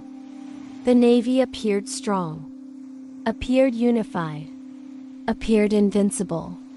But beneath the surface, beneath the discipline, beneath the flag and the symbol and the shared uniform, the organization was fracturing, quietly, slowly, irreversibly. And when the fractures finally became visible, when the cracks could no longer be hidden, the Navy would face a choice.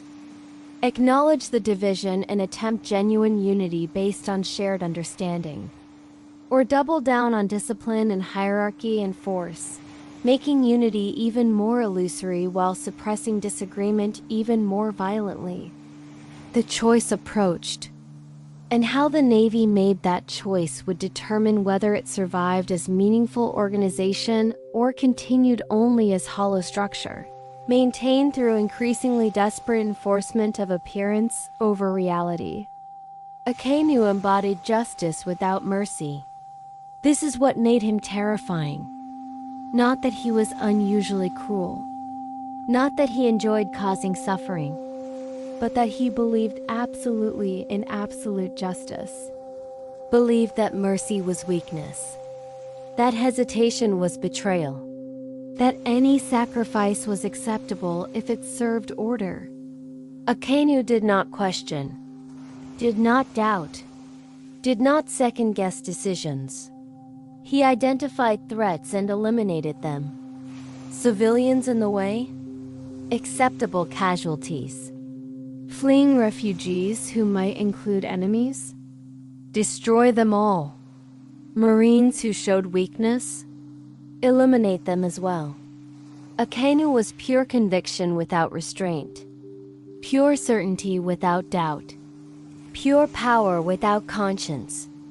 He was what absolute justice looked like when fully embraced, when taken to its logical extreme, when applied without the hesitation that mercy or doubt or recognition of human complexity might provide.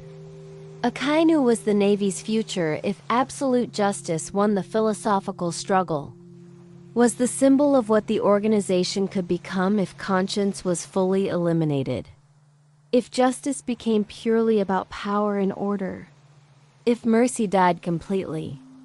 His belief allowed no exceptions. This was Akainu's strength and his horror. He was consistent, was reliable, was predictable in his ruthlessness. If something threatened order, Akainu would destroy it. If someone questioned authority, Akainu would eliminate them. If a situation required terrible action, Akainu would not hesitate. His belief was absolute, was total, was immune to doubt or reconsideration. This made him effective in certain situations, made him decisive, made him willing to do what others would not do, made him the weapon that leadership could deploy knowing it would accomplish the mission without moral complication. But it also made him monstrous, made him incapable of recognizing when exceptions were needed, when mercy was strength rather than weakness, when flexibility would serve better than rigidity, when destruction created more problems than it solved. Akainu's belief allowed no exceptions, and a justice that allows no exceptions is not justice at all. It's just tyranny dressed in familiar language. Aokiji embodied doubt within authority. This made him fascinating, made him the counterpoint to Akainu. Aokiji was powerful, was admiral, was high-ranking enough to make decisions that affected millions. But he doubted, questioned, wondered whether the orders he followed actually served justice, whether the actions he took actually protected people, whether the system he served was worth serving. Aokiji's doubt was not weakness, was moral courage, was willingness to examine his own actions and find them wanting, was recognition that power and authority did not automatically confer wisdom or rightness. Aokiji doubted, and in doubting, he remained human, remained capable of change, remained open to the possibility that he might be wrong, that the Navy might be wrong, that justice might require something other than what the system demanded. This doubt made him less effective in certain ways, made him hesitate when absolute justice demanded immediate action, made him question orders when obedience was required, made him a problem for leadership that valued decisiveness over reflection. His justice was shaped by restraint. Aokiji understood that power created responsibility, that having the ability to destroy created obligation to consider whether destruction was necessary. That being strong did not mean using strength at every opportunity. His justice was restrained, was measured, was applied with awareness that every action had consequences that extended beyond immediate results. This restraint was unusual in the Navy's upper ranks, was almost unique among admirals, made Aokiji someone who could be trusted not to go too far, who could be relied upon not to create unnecessary destruction, who understood that sometimes the best use of power was not using it. But restraint in military organization is complicated, can be seen as weakness, can create situations where inaction allows problems to grow, can mean failing to protect people who needed protection because actions seemed too drastic. Aokiji's restraint was virtue, but it was also limitation, was double-edged quality that served well in some situations and poorly in others. Kizaru embodied detachment from consequence. This is perhaps the most disturbing interpretation. Kizaru was powerful, was effective, was reliable in executing missions, but he seemed not to care about what those missions meant, seemed detached from the moral weight of his actions, seemed to treat destroying ships or killing people as administrative tasks rather than terrible necessities. This detachment was not sadism. Kizaru did not enjoy causing suffering. He simply did not engage with it emotionally, did not allow consequences to affect him, did not internalize the weight of what he did. This made him efficient, made him reliable, made him someone who could be assigned terrible missions without worrying that he would break under moral weight. But it also made him hollow, made his power feel meaningless, made his service feel empty.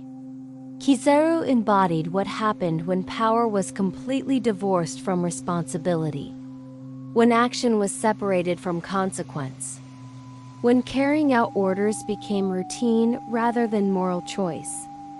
He was functional. But functionality without humanity is just machinery. And Kizaru, for all his power, was more machine than man. Fujitora embodied regret. This is what made him hopeful. What made him different from the others? Fujitora had served the world government, had witnessed what that service required, had participated in maintaining the system, and he regretted it. Regretted the actions he had taken. Regretted the system he had served. Regretted that justice had become divorced from actual protection of people. Fujitora's regret drove him to try to change things, to reform the Navy from within, to eliminate the warlord system, to make the organization actually serve justice rather than just claiming to serve it. His regret was unusual, was almost unique among high-ranking Marines, because regret requires acknowledging error, requires admitting that what you did was wrong, requires facing the consequences of your actions and accepting responsibility for them. Most people cannot do this, cannot face their own complicity in evil, cannot admit that they served wrong cause. But Fujitora could, did, and in doing so, became the possibility of the Navy's redemption. became the symbol of what the organization could become if conscience was recovered. If justice was reclaimed from those who had turned it into symbol without meaning. Each admiral represented a possible future. This is what made them symbols rather than just individuals.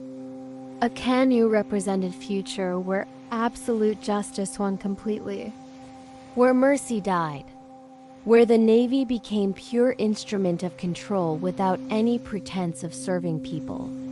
A Kaji represented future where doubt prevented action, where restraint became paralysis, where the Navy was too conflicted to function effectively. Kizaru represented future where power became completely detached from responsibility, where Marines served without caring what they served, where efficiency replaced humanity entirely.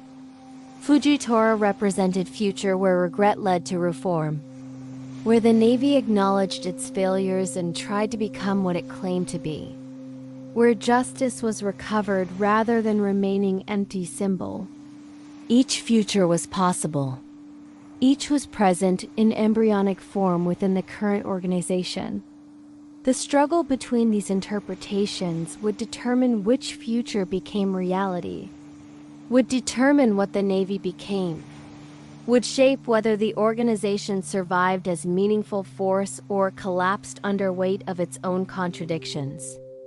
None represented peace. This is the crucial point. None of the admirals, none of the interpretations they embodied, offered path to actual peace. Akainu offered order through overwhelming force. But force-imposed order is not peace.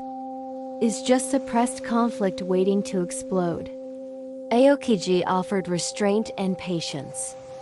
But restraint without action allows injustice to continue, allows problems to grow, prevents resolution. Kizaru offered efficient execution of orders. But efficiency in service of flawed system just makes that system more effective at causing harm. Fujitora offered regret and reform. But regret without action changes nothing. Reform attempted from within systems designed to resist reform rarely succeeds. None of the admirals represented peace. None offered resolution. None provided path to a world where the Navy would not be necessary, where protection would not require violence, where order would not require suppression. They all operated within the same framework. All accepted that the Navy was necessary. All believed that violence in service of justice was acceptable. They just disagreed about how much violence, how much justice, how much service. But none questioned the fundamental structure. None imagined world without the Navy.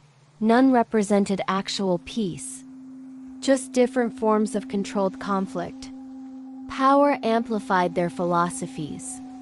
This made the admirals dangerous regardless of which interpretation they held.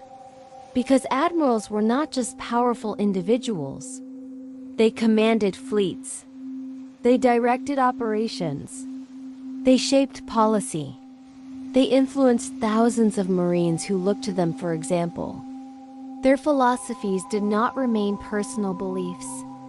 Their philosophies became operational doctrine, became the lens through which entire regions were governed, became the justice that populations experienced. Akanu's absolute conviction became buster calls and burned islands. Okaji's doubt became situations where injustice continued because interventions seemed too complicated. Kizaru's detachment became routine violence executed without thought. Fujitora's regret became attempts at reform that threatened established power. The power these men held amplified everything, made their beliefs consequential, made their philosophies matter not just to them, but to everyone affected by Navy operations. This is why the admirals were symbols. Because they were not just individuals holding beliefs. They were beliefs made operational. Were philosophies given power. were interpretations of justice made real through command of military force. And the sea felt the consequences. This is where philosophy becomes reality, where abstract interpretations of justice become concrete actions that affect lives. The Admirals' philosophy shaped how the Navy operated, shaped which islands were protected and which were destroyed, shaped which criminals were pursued and which were ignored, shaped which civilians were defended and which were sacrificed. The sea felt all of this. Populations living on scattered islands experienced the consequences of philosophical disagreements among people they would never meet, experienced different interpretations of justice depending on which admiral's jurisdiction they lived under, experienced the reality that justice was not universal, not consistent, not what the symbol claimed it was variable, was dependent on who happened to hold power in your region, was shaped by philosophical beliefs that populations had no voice in determining. The admirals were symbols, but symbols have consequences. And the consequence of the Navy's fractured understanding of justice was a world where protection was unreliable, where justice was variable, where your fate depended less on your actions and more on which interpretation of justice happened to govern your region. The sea felt the consequences, and the sea, unable to change those consequences, learned to fear the admirals, learned that ultimate power in the hands of people with incompatible philosophies created uncertainty worse than simple tyranny. At least tyranny is predictable. But the Navy's fractured justice was not. Was chaos disguised as order? Was violence justified through incompatible reasoning? Was power without consistent purpose? The sea felt the consequences, and in feeling them, understood that the Navy was not what it claimed to be, was not unified force serving consistent justice, was collection of powerful individuals, each serving their own interpretation, each convinced they were right, each using overwhelming force to implement their philosophy, each creating consequences that populations had to endure. The admirals were symbols, and what they symbolized was the Navy's fractured soul, its inability to agree on what it served, its power deployed without unified purpose, its justice that meant everything and therefore nothing.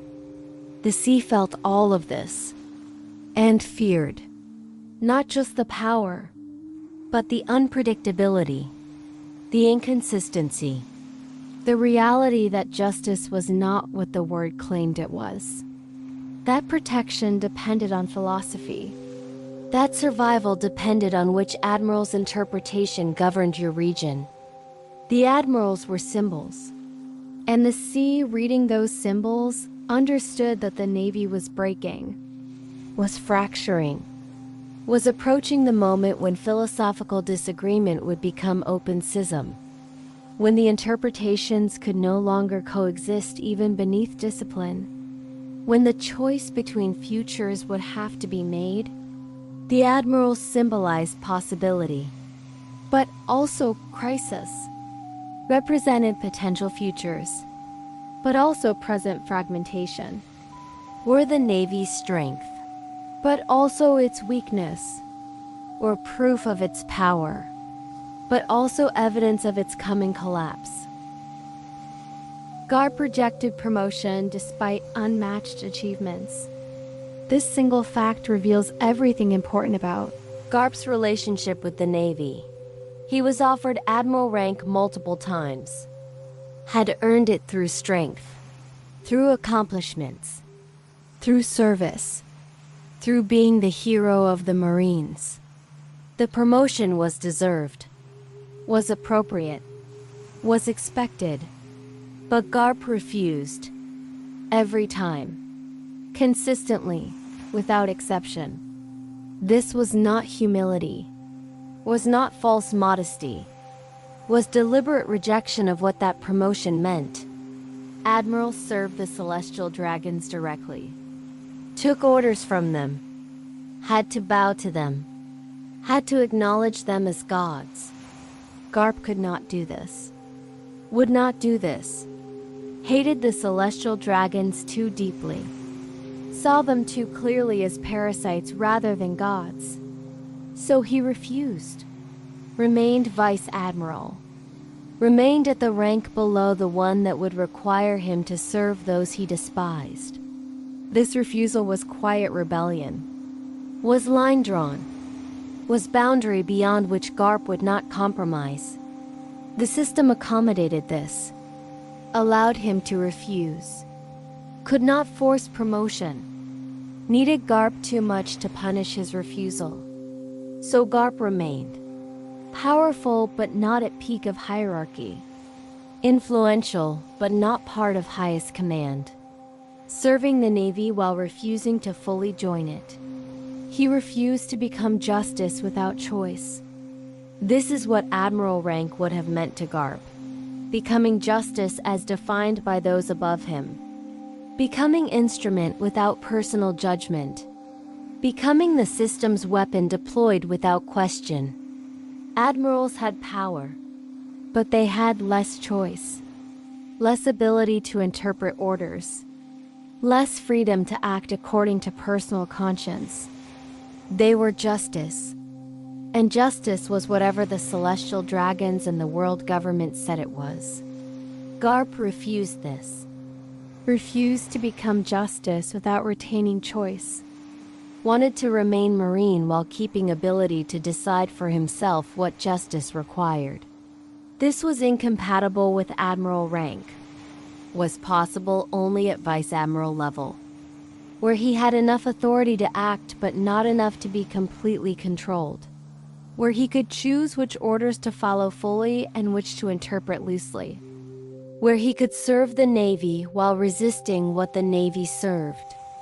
Garp refused to become justice without choice. And in refusing maintained humanity that most high-ranking Marines lost. His hatred of the celestial dragons remained quiet, but remained real. Garp saw the celestial dragons clearly. Saw them as humans pretending to be gods. Saw their cruelty. Saw their entitlement. Saw their complete lack of anything resembling virtue or wisdom or justification for their position. He hated them. This was not secret. Not hidden. Anyone who knew Garp understood he hated the celestial dragons. But the hatred remained quiet. Was never expressed openly.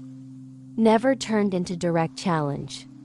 Never became rebellion. Garp contained his hatred. Suppressed it. Prevented it from becoming action that would force the system to eliminate him. This containment was compromise. Was the price of remaining inside the Navy.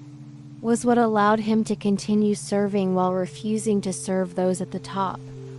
The quiet hatred was tension. Was contradiction. Was evidence that Garp's service was not simple. Not wholehearted. Not the kind of devotion the Navy preferred. But the Navy accepted quiet hatred as long as it remained quiet. As long as Garp followed orders.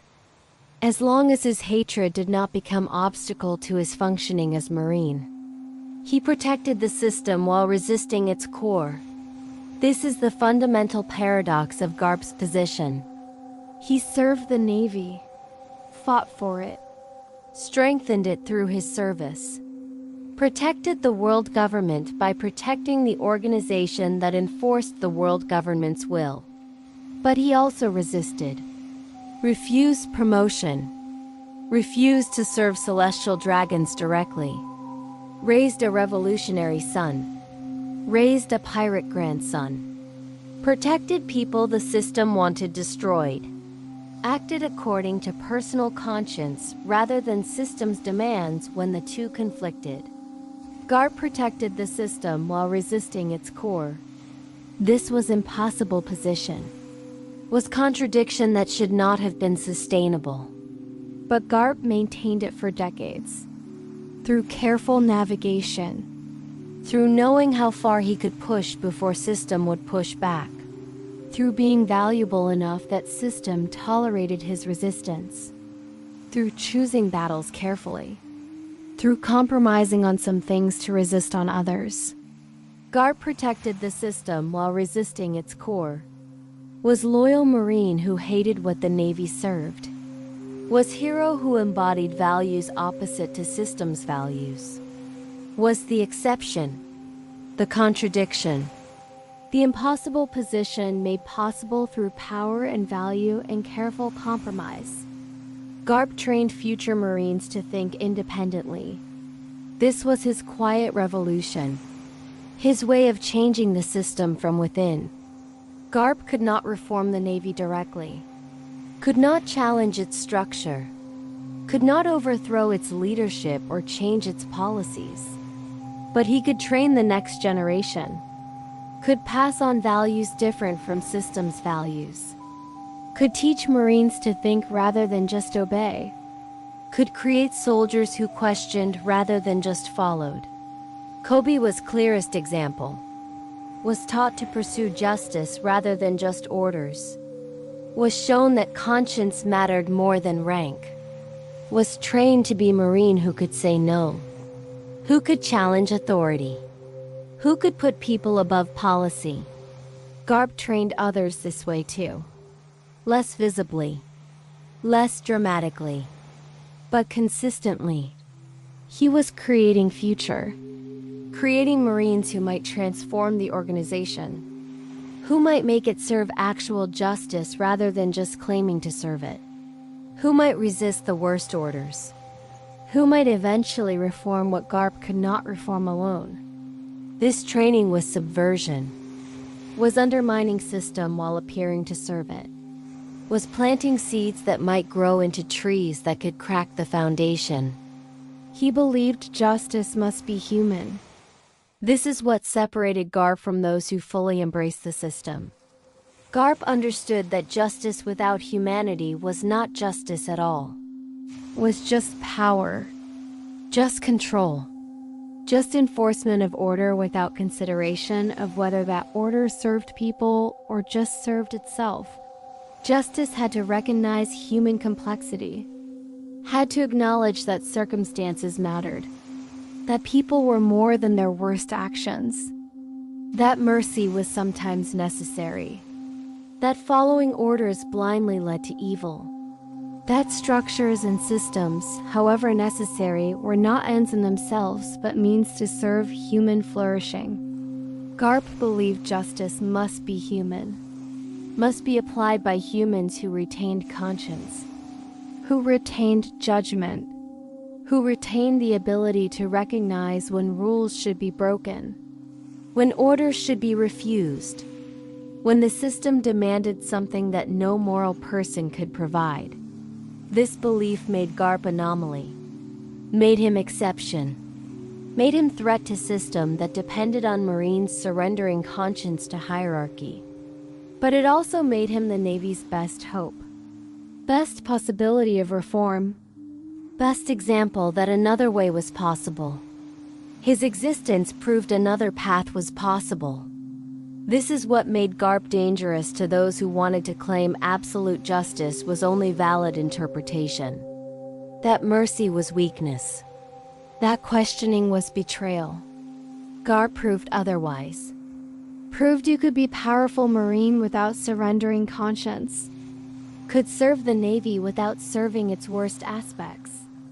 Could follow orders while retaining judgment. Could be effective while being human. Garp's existence was proof, was living demonstration that the system's claims were false. That sacrifice of conscience was choice rather than necessity. That justice could remain human even within military hierarchy. Other Marines could look at Garp and understand that alternatives existed, that they did not have to become what absolute justice demanded, that they could serve while retaining their souls. This made Garp dangerous, made him threat to system that depended on making compliance seem inevitable, made him example that inspired resistance, made him living proof that another path was possible. Yet he remained trapped within the Navy. This is the tragedy. For all his resistance, for all his refusal to fully comply, for all his training of independent-minded Marines, for all his quiet rebellion, Garp remained trapped, could not leave, could not break free, could not become what he might have been if born into different circumstances. He was too invested, too old, too shaped by decades of service. Leaving would mean abandoning everything he had built, would mean admitting that all his compromises were worthless, would mean facing that his protection of the system had enabled its worst actions. So he stayed, remained inside, remained compromised, remained the exception that proved the rule while also demonstrating the rule's limits. Garp was trapped, not by force, not by threat, but by his own choices, by his own compromises, by his own inability to fully break with the organization that had defined him for so long. He remained trapped within the Navy, and his trapping was also his tragedy. Compromise became his burden. This is what Garp carried. The weight of knowing he could have done more, should have done more, could have refused more, could have resisted more, could have broken free and perhaps accomplished something real rather than remaining inside, and accomplishing only small resistances that did not fundamentally change anything. Garp compromised, constantly, endlessly. His entire life was a series of compromises. Serve the Navy, but not the celestial dragons. Follow orders, but interpret them loosely. Protect the system, but train those who might subvert it.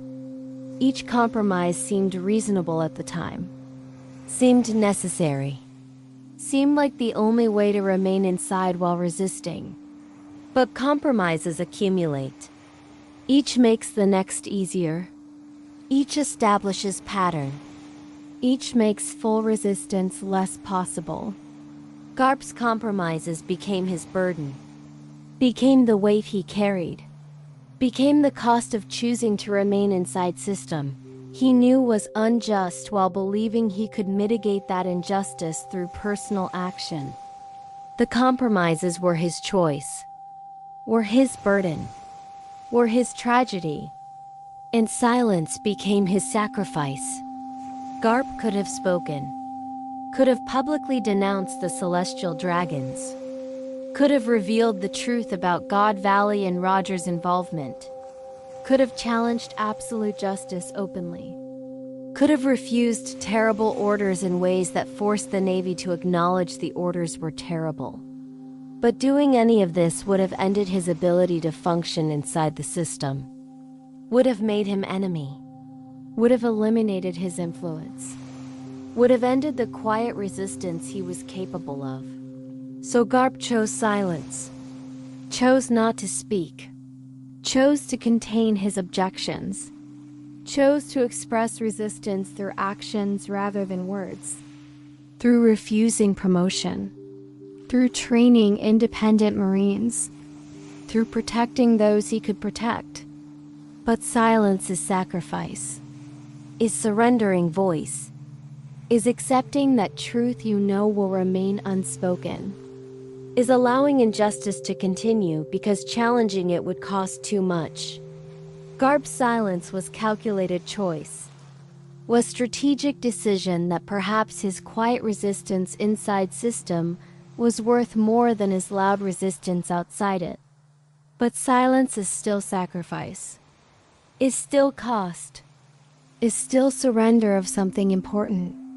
Garp chose silence, and in choosing it, sacrificed the possibility of speaking truth loudly enough that it might change things.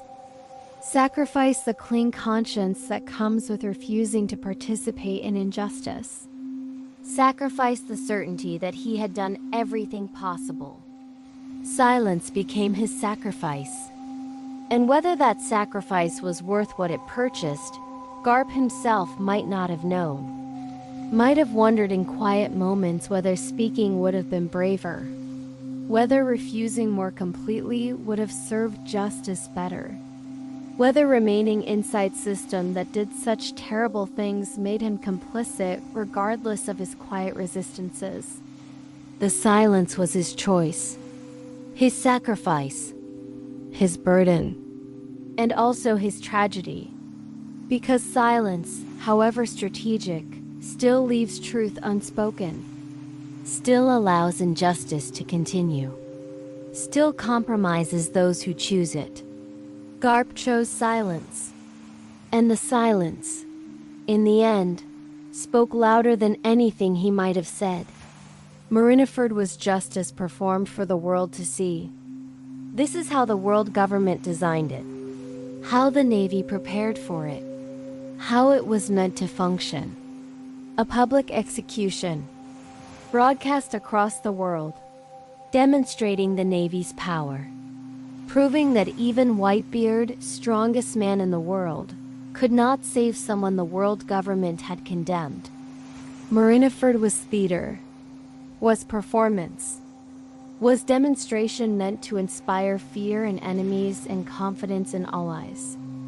The execution of Portgas d'Ace was not about Ace, was about message, was about proving that the world government could do anything, could reach anyone, could kill anyone regardless of who protected them. The performance was carefully staged. The forces were overwhelming. The outcome was predetermined, or so the planners believed. Marineford was meant to demonstrate the Navy's invincibility, was meant to be triumph, was meant to show the world that resistance was futile, that the world government's rule was absolute, that justice, as they defined it, was inevitable. Absolute justice demanded a public execution. This reveals what absolute justice had become. Traditional justice executes in private. Execution is shameful necessity, not public spectacle. But absolute justice was not about justice in any meaningful sense. It was about power, about control, about sending messages. Executing Ace privately would have eliminated a threat, but it would not have sent the message, would not have demonstrated power, would not have intimidated enemies.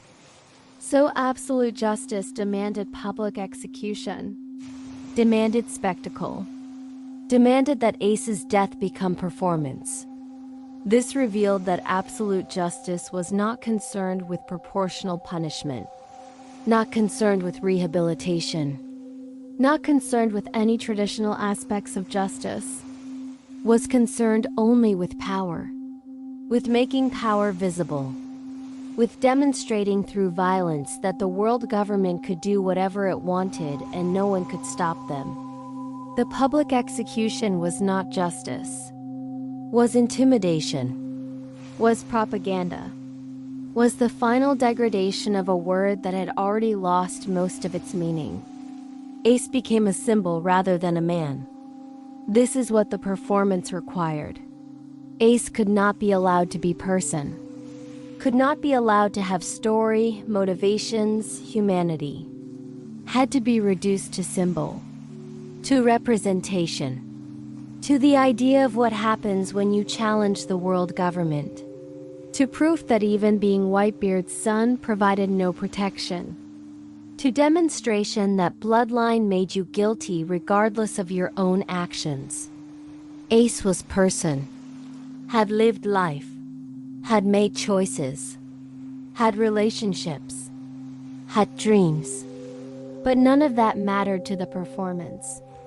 The performance needed symbol, needed representation of why the world government was necessary, why freedom was dangerous, why strong action was required. So Ace became symbol. And symbols can be killed without guilt, can be sacrificed without remorse, can be eliminated without having to consider whether elimination serves justice. Ace became symbol, and his humanity, his personhood, his individual story became irrelevant to what Marineford was meant to accomplish. Garp stood powerless before the system he served. This is where decades of compromise led. Garp had served the Navy his entire life, had become its hero, had protected the system, had maintained it through his strength, had compromised constantly, believing those compromises bought him influence, bought him ability to protect some people, bought him space to resist in small ways. But at Marineford, all of that became meaningless. His grandson was being executed, was being killed for being Roger's son, for having wrong bloodline, for representing threat through who he was rather than what he had done. And Garp, the hero of the Marines, sat powerless, could not stop it, could not save Ace, could not use decades of service to buy mercy, could not cash in heroism for grandson's life. He sat, paralyzed, trapped between two impossible choices. Save Ace and become traitor. Let Ace die and live with that failure forever. Garp chose paralysis, chose to sit, chose to do nothing while the system he had served all his life killed his family. This was the end of Garp's compromises, the revelation of their price. He had served the system believing service bought him influence. But when influence mattered most, when he needed it most desperately, he discovered he had none. The system did what it wanted. And Garp, for all his power, for all his service, for all his heroism, could only sit and watch. Powerless before the system he had spent lifetime protecting. Sengoku witnessed the limits of control. Sengoku was Fleet Admiral, was highest authority in the Navy, had planned Marineford carefully, had prepared for every contingency, had overwhelming force, had admirals, had Marines, had the warlords, had every advantage, should have been able to control the situation completely. But control is illusion, is claimed but never fully achieved. Whitebeard came. Luffy came. The unexpected happened. The carefully planned execution became chaotic battle. And Sengoku, watching his plan fall apart, witnessed the limits of control. Witnessed that overwhelming force does not guarantee predetermined outcomes. That people make choices that plans do not account for. That control is always temporary, always vulnerable, always less complete than those exercising it believe. Sengoku had believed in order, had believed in careful planning, had believed that sufficient force properly applied could determine outcomes. Marineford taught him otherwise, taught him that control is fragile, that even the most carefully constructed plans fail, that the world is too complex to be fully controlled. This was lesson Sengoku learned too late. After career built on belief in control, after a lifetime of planning and ordering and believing that order could be imposed, he witnessed its limits, and witnessing, understood something that might have changed him earlier. That the Navy's project, the world government's project, controlling the world was fundamentally impossible, was doomed, was destined to fail because control is always illusion and illusions always eventually break. The war ended, but certainty did not. The world government won. Technically, Whitebeard died. Ace died. The execution was completed. The pirates were driven off. The Navy held the field. Victory by conventional measure. But nothing was certain anymore. The world had witnessed the Navy's power, but also its vulnerability.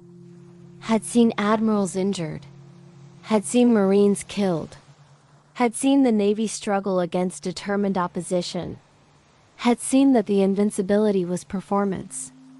The certainty that the world government wanted to create through the execution was undermined by what the execution cost, by how difficult it was, by how close it came to failing. The war ended, but certainty did not. Instead, doubt spread. Questions multiplied. People who had believed in the Navy's invincibility wondered whether that belief was justified. The pirates who had witnessed one of their own nearly being saved became emboldened. The performance meant to inspire fear inspired something else. Inspired the understanding that the world government could be challenged, that the Navy could be fought. That victory was not inevitable. The war ended, but certainty, which had been the performance's goal, died during it. The Navy won strategically. This is undeniable. The execution was completed.